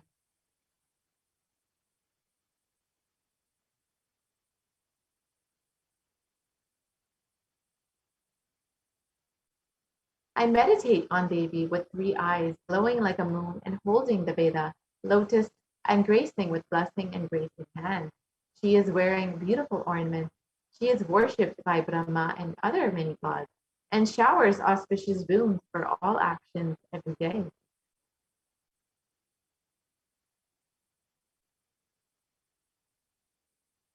So you will notice that many of these offerings are made in gold, and there is great significance of gold as a divine element. In the Atharva Veda, it has explained that in the Atharva Veda, it explains triply born by birth is this gold. From the atoms of Agni is one. It becomes dearest to Agni, and one fell away from the Soma when it was heard. One they call the seed of virtuous and powerful Apaha. Let that triple gold be for your long life. And gold is considered a divine element. It purifies anything that it touches. It is an element of spiritual significance and great spiritual power of healing and enlightening. The vibration of gold has the power to infuse sattva energy and positive thought currents in anyone who fears, anyone who wears, and anyone who sees or operates in its vicinity.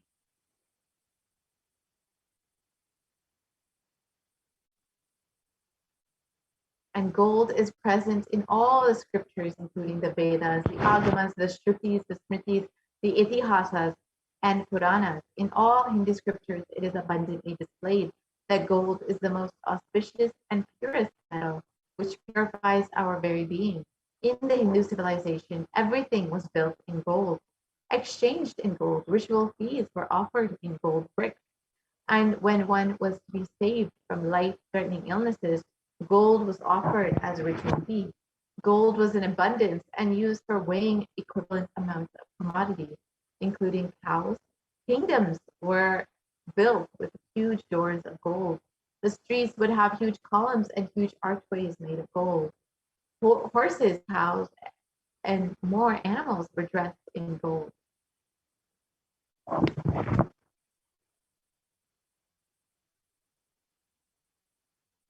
In the Hindu civilization thrived on the banks of rivers of gold. The Indus River was called the Hiranyamaya in the Rig Veda, and the river Saraswati was called the Hiranyavartini in the Atharva Veda. And gold is the supreme element for offering gifts to the ones you love and revere. Temples are constructed and paved in gold. Deities are made in gold and decked and adorned in gold because it preserves the enlightenment energy for thousands of years. It literally lasts forever.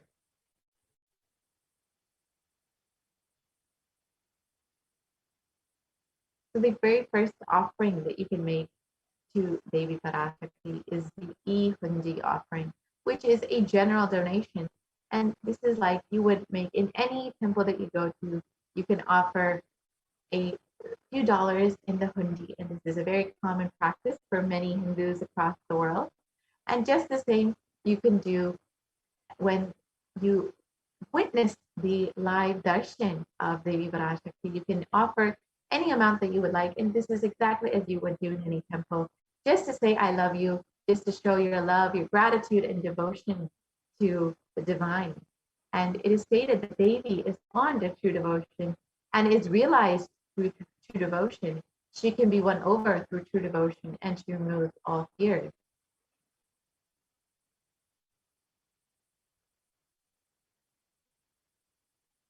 So if there's any fear in the minds of the devotees, it is Devi who is sure to remove that fear when you offer this with love and gratitude and devotion.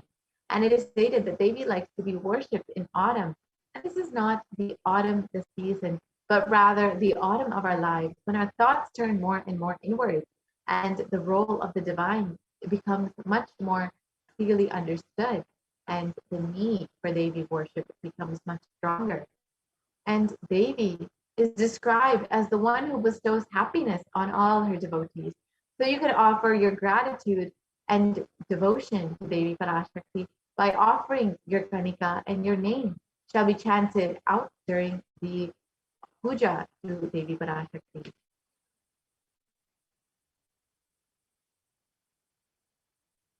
The next offering is the Sankalpa chanting, which is the offering of your conscious resolution. So whenever you are starting something, you always want to set a conscious resolution to ensure that you are making the right conscious, you're in the right conscious state to ensure you manifest whatever reality that you want. And when you offer the Sankalpa chanting, you will be bestowed with Devi's energy and blessings on whatever Sankalpa, whatever conscious resolution that you set for your life. And it is stated the goddess enchants this universe, and she herself gives birth to this universe. That goddess being prayed to without interest in anything gives that knowledge that leads to salvation and gives the wealth in the materialistic sense. So offering the Sankalpa, the conscious resolution, blesses the person with all fruition of all the desires and wishes that they are yearning for.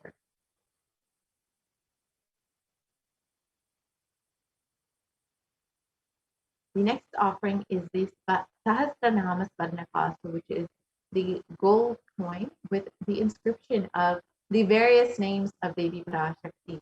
And Devi is described as Namaparayana Prita, the one who likes the repetition of her various names. And this special gold coin offering is a very special offering of the 1008 names of Devi Parashakti, and it is a unique archana offered to the Mahameru of Devi Parashakti. So you can offer a gold coin inscribed with each of the 1008 names of Devi Parashakti, and each of these names are the descriptions of the various qualities and attributes of Devi Parashakti, whether it's her overflowing compassion or her infinite knowledge. Each attribute of Devi Parashakti, you will be blessed with receiving the Ananta Kalyana Gunan, all the divine qualities of Devi Parashakti, when you offer this Sahasranama Swarnakasa.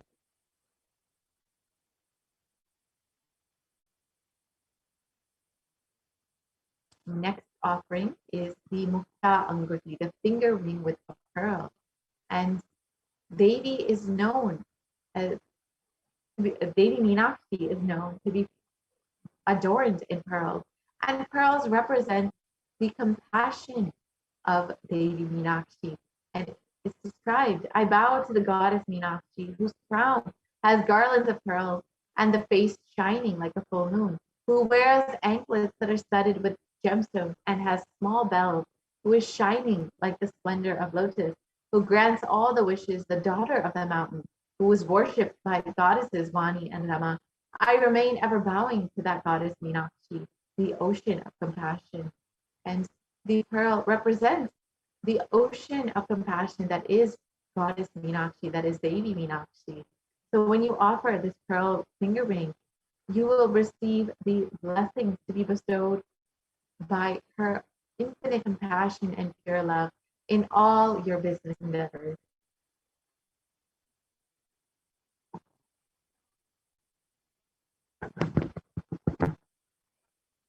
And the next offering is the Swarna Padma Pushpa, which is the golden lotus. And it's described in the Kamikagama that all kalashas should be wound around with suitable thread and covered with a new cloth. They should be adorned with a lotus flower made of gold. So you can see that the lotus, the golden lotus, has great significance in many rituals in Hinduism, as all kalashas should be adorned with this golden lotus.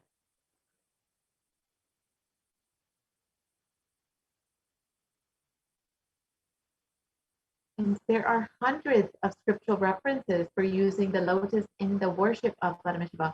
Almost everything in the worship of the ultimate involves the consecration of deities of worship, or meditating on, or the mudras and asanas used during the worship that involves the lotus flower, the lotus leaf, the lotus pericarp, the lotus petals. The lotus is a divine flower, and the Shakti of Paramashiva is also called a lotus. The base of the Paramashivalinga is known as the lotus, and the disciple of the Paramashiva is also considered as a lotus ready to bloom. And the lotus has great significance. It, despite being in murky, dirty waters, it is able to bloom with so much of beauty and is able to stand in no matter the level of dirtiness of the water, it still stands with grace and beauty. And when you offer the gold lotus in any size you wish, you will be blessed to have the state, space, powers, and being of Devi Parashakti in your inner space amidst any adversity in your life.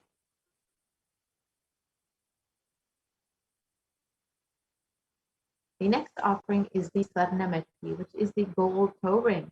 And Devi is described, the feet of Devi are described as the one whose brightness from the toenails destroys the darkness of ignorance from the minds of your devotees who prostrate at your feet. You whose brightness from your 2 feet overpower that of the lotus flower. So just the very toenails of Devi Parashakti have the strength to destroy the darkness of ignorance in the minds of all of her devotees. So when you offer this Swarnamati, the gold toe ring, at the divine lotus feet of Devi Parashakti, you will be blessed by Devi to destroy all the ignorance in your life.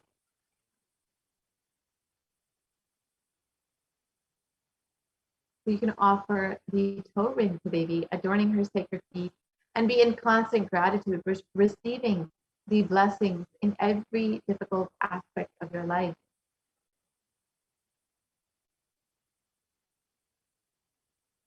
And the Swarnamantika is the gold hairline jewelry. And Devi is described as the one who makes the nectar flow in all of our nerves from the Sahasrara. And she is the one who gives the very pleasant experience of the ultimate. So when you offer the Mantika to represent the nectar flowing from the Sahasrara Chakra, which is fully opened, you will be able to experience this ultimate state of bliss in your Sahasrara Chakra.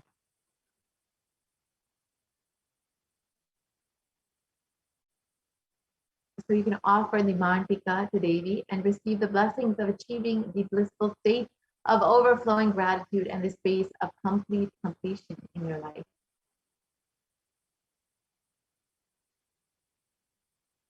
The next offering is the Pratiksha Pada Puja, which is the offering of the worship of the divine lotus feet of your very own Guru, who is manifesting Devi Parashakti. And it is stated, the illuminating splendor of Devi's toenails dispel the darkness of ignorance in the devotees prostrating at her feet. Her feet defeat the lotus in beauty. And the Saundarya Lahari states that the nails have been sharpened by constantly being touched by the crowns of celestial beings. who always prostrate before Devi. Tamoguna is darkness, and in this stotram, tamas is indicative of ignorance in the minds of the devotees. By constantly prostrating before Devi, their ignorance is removed and they can attain the knowledge. So when you offer this Pratiksha Pada Puja and worship the divine lotus feet of your very own Guru who's manifesting Devi Parashakti, you will be blessed with removing all the ignorance from your life and attaining all knowledge. And with all the auspiciousness and blessings of the Supreme Concept of Hinduism himself.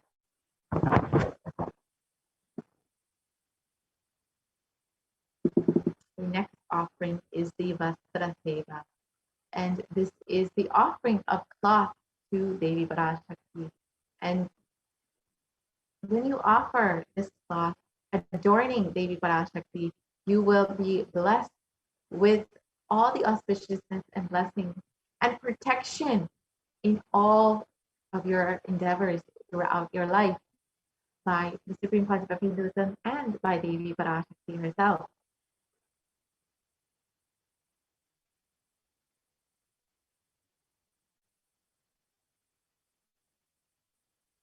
So here you can see all of the various offerings. And you can choose whichever offering that you would like to make, whether it is a simple e-hundi offering, or you can offer the Spadna Mantika, the Spadna Meti, the Pratiksha Pada Puja, whichever offering you would like. You can see whichever offering you would like to make.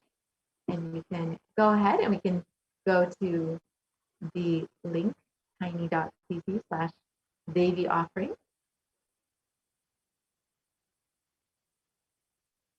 Yes. So if you would like to make your offering immediately, you can visit tiny.cc/Devi offering to make the online payment. And if you are not yet ready to make your payment, if you are still needing help in manifesting, or you still need more details, but you are interested in offering, you can fill out the intention form at tiny.cc/Baba Samadhi. And you can fill out your intention and you will be reached out to, and you will be helped to manifest your reality, to offer your love, your devotion, your gratitude to Devi Parashakti. And once you are able to make the offering, you can visit again tiny.cc/Devi offering. And once you are able to make your payment online, you can visit tiny.cc/Sankalpa 2021 in order to submit the details for the puja and for the names to be chanted. Now we will be visiting the website tiny.cc/Devi offering in order to run through how to make this offering. So we will shortly project the website tiny.cc/Sankalpa offering, and we will go through how to make this offering. It is a very simple process. So this is done like any other online payment that you can make. So you can just go ahead and choose whichever offering that you would like to make in a very simple drop-down menu.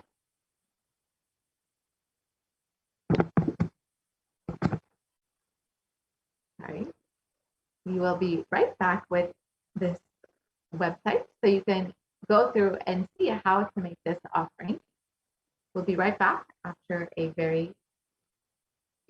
so we have the offering page. So here is what it looks like, and it's called Parashakti Baba Samadhi Darshan Donation. And you can choose whichever option that you would like. It is a very simple drop-down menu.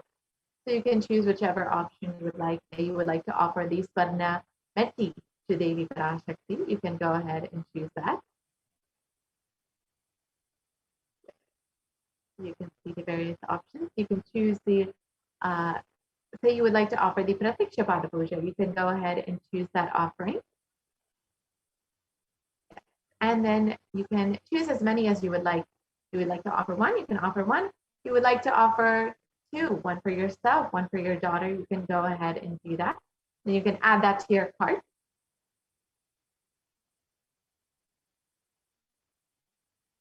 And once that is done, you can proceed to check out. You can see your cart with all of the details of the various offerings that you would like to make. You can proceed to check out. And here you have the billing details for your offering. So you just fill out your billing details. You're making it through your credit card. Here are all the basic details that you would make for any online payment. And your order details you can fill out as well. And once that is done, you can place your order. You can offer your seva. And once that you placed your order, your seva will be offered. And once this is done, you can go to tiny.cc/sankalpa-offering, and you can fill out your sankalpa form. So it is tiny.cc. Let me correct myself. I'm sorry. Tiny.cc/sankalpa 2021. So you can go ahead and visit this website, which will be shortly projected. And you can fill out all of the details of your names and the names of your loved ones. So whoever that you would like to make these offerings for, you can fill out all of their names.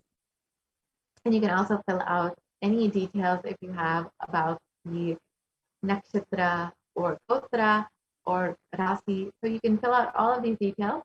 And if you have them available, if you don't, that is also okay. So ensure that you fill out all of these details to make sure that your name is chanted and the names of your loved ones are chanted during the offering.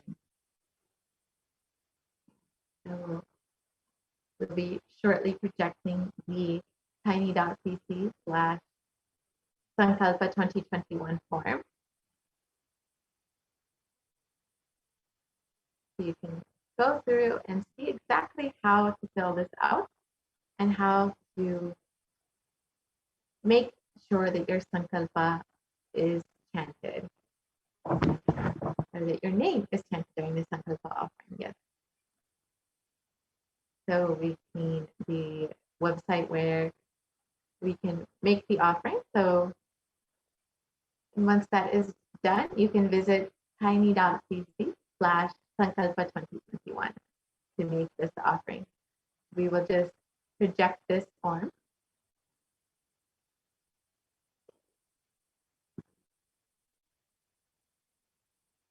So when you are ready to make this offering, you can go ahead and visit this website and ensure that you are also filling out the Sankalpa 2021 form, which is tiny.cc/sankalpa 2021. So we will be right back with that form, and you can see exactly how to make this Sankalpa 2021, fill out the form.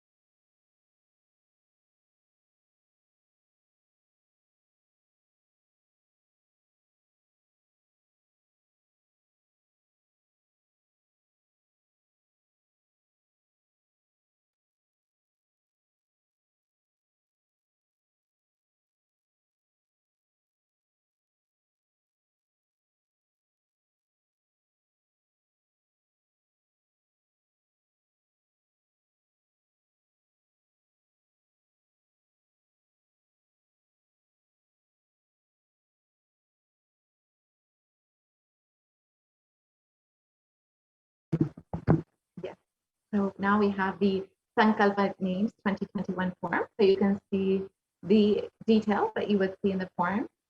You can scroll down.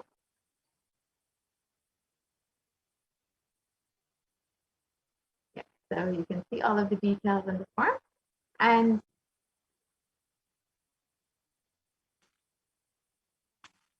so you can put your payment number, and you can fill out the names of yourself and all of the names of your loved ones. And so you can ensure that your offering your name is chanted during the offering. Yes, so you can see where you can fill out your name and your email and other details. Yeah.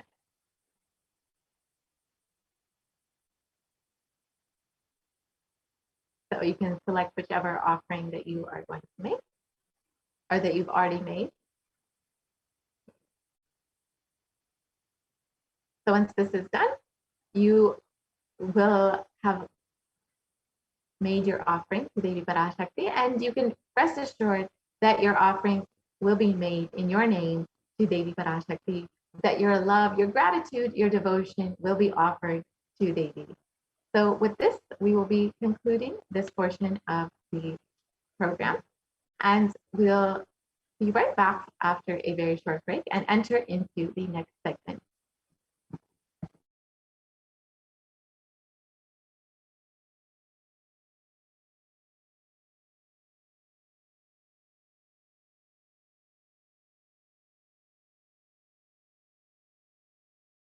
Paramashivoham. Om Nithyananda Paramashivoham. Om Nithyananda Paramashivoham. Om Nithyananda.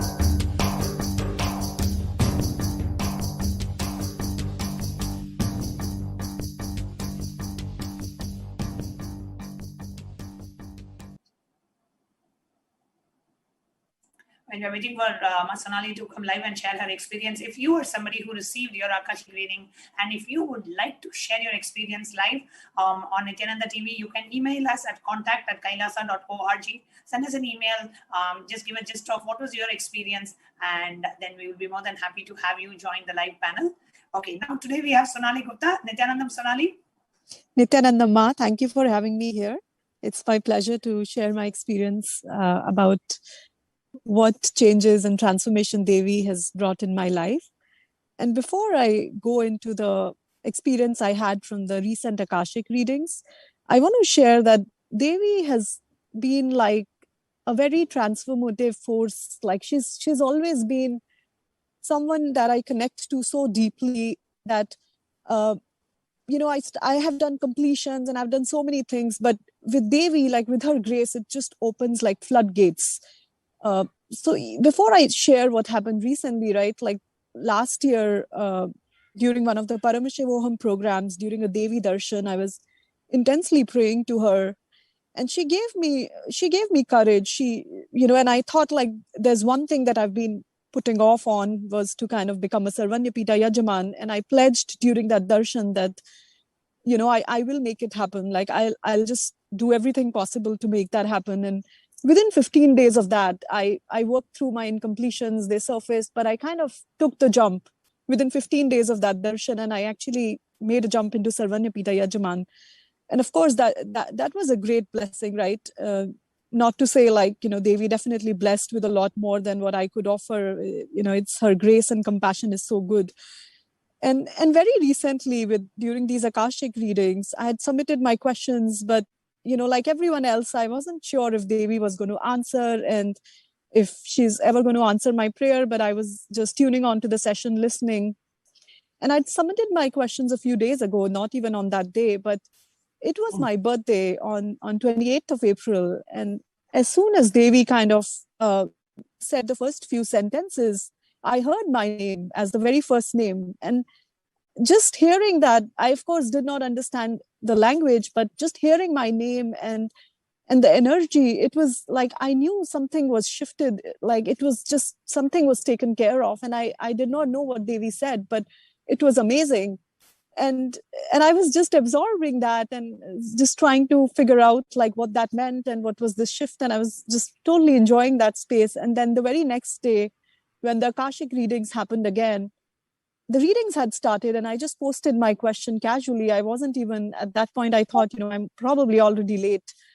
But Devi again, within a minute, she answered me again. And she gave me this very beautiful blessing of saying, I'll reside in you as Alam Velar Siddha. And that just took me to another level. I've always thought that, Guru Bhakti and connection and what that means. But with that blessing, I just felt like this new dimension of me open up. I almost feel like I can experience what Guru Bhakti is. I actually kind of know from a different plane altogether what that connection is. And it's beautiful. I'm just enjoying that space. And now I'm looking to, of course, there are many things we always ask for boons and all, but the space is kind of such that I know that whatever I ask for or whatever I have, like her compassion is so much that she can actually grant anything.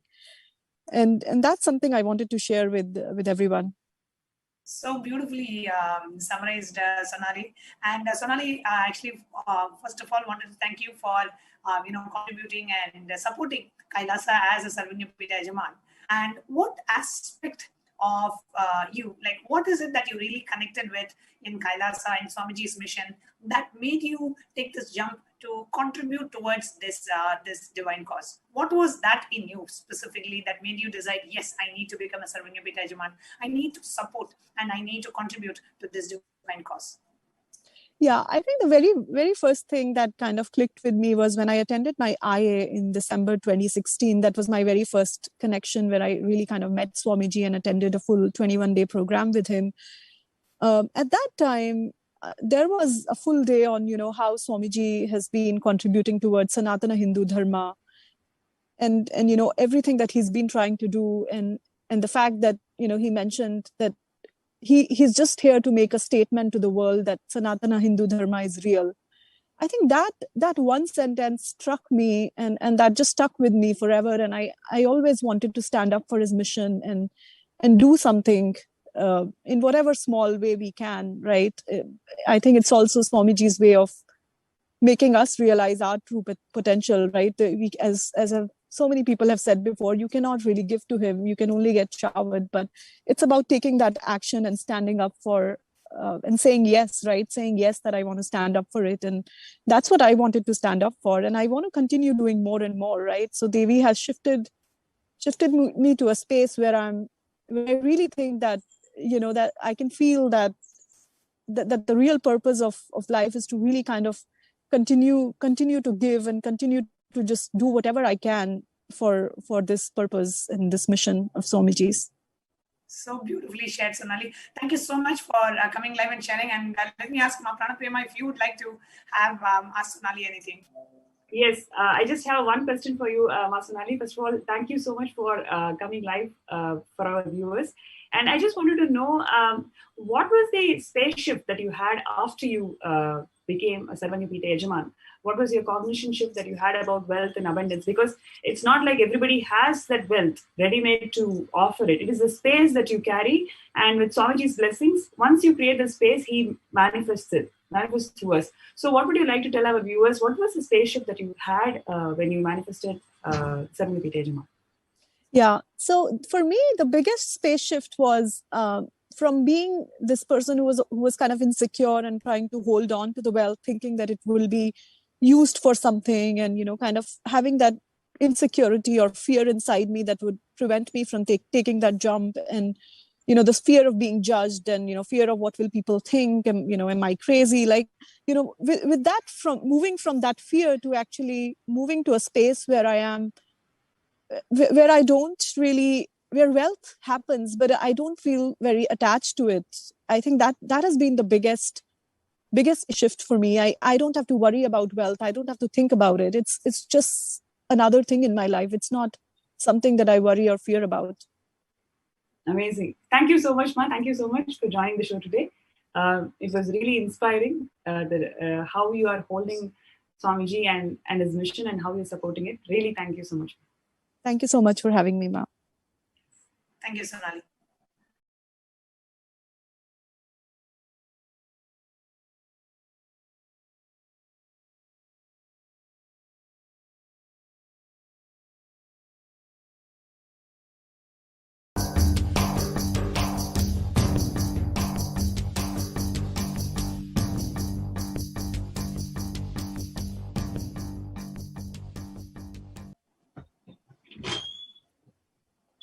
Yes. Malalita, you can please go ahead and introduce yourself. Yes, Ma Nithyananda. My name is Ma Nithya Lalita Ambikananda, and I'm from Toronto, Canada. And this was an absolutely life-changing experience with this Aruvaku Akashic reading with Devi Parashakti. And I had my first question answered on the first day.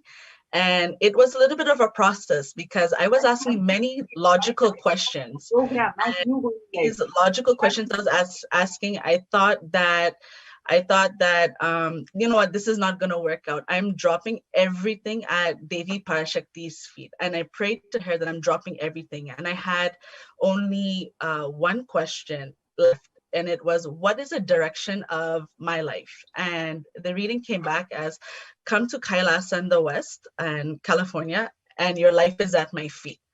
The part that really touched me is, your life is at my feet, because I've been praying to Swamiji every day since 2016 when I met Swamiji. Come what may in my life, it has to be at your feet. It doesn't matter what tantrums I throw, what bliss I feel, it has to be at your feet. So just hearing that your life is at my feet, I felt so fulfilled. There's really no words to express my gratitude that this is something that nobody knows about, that this is what I pray for every day, to be at Swamiji's feet. And the second reading that I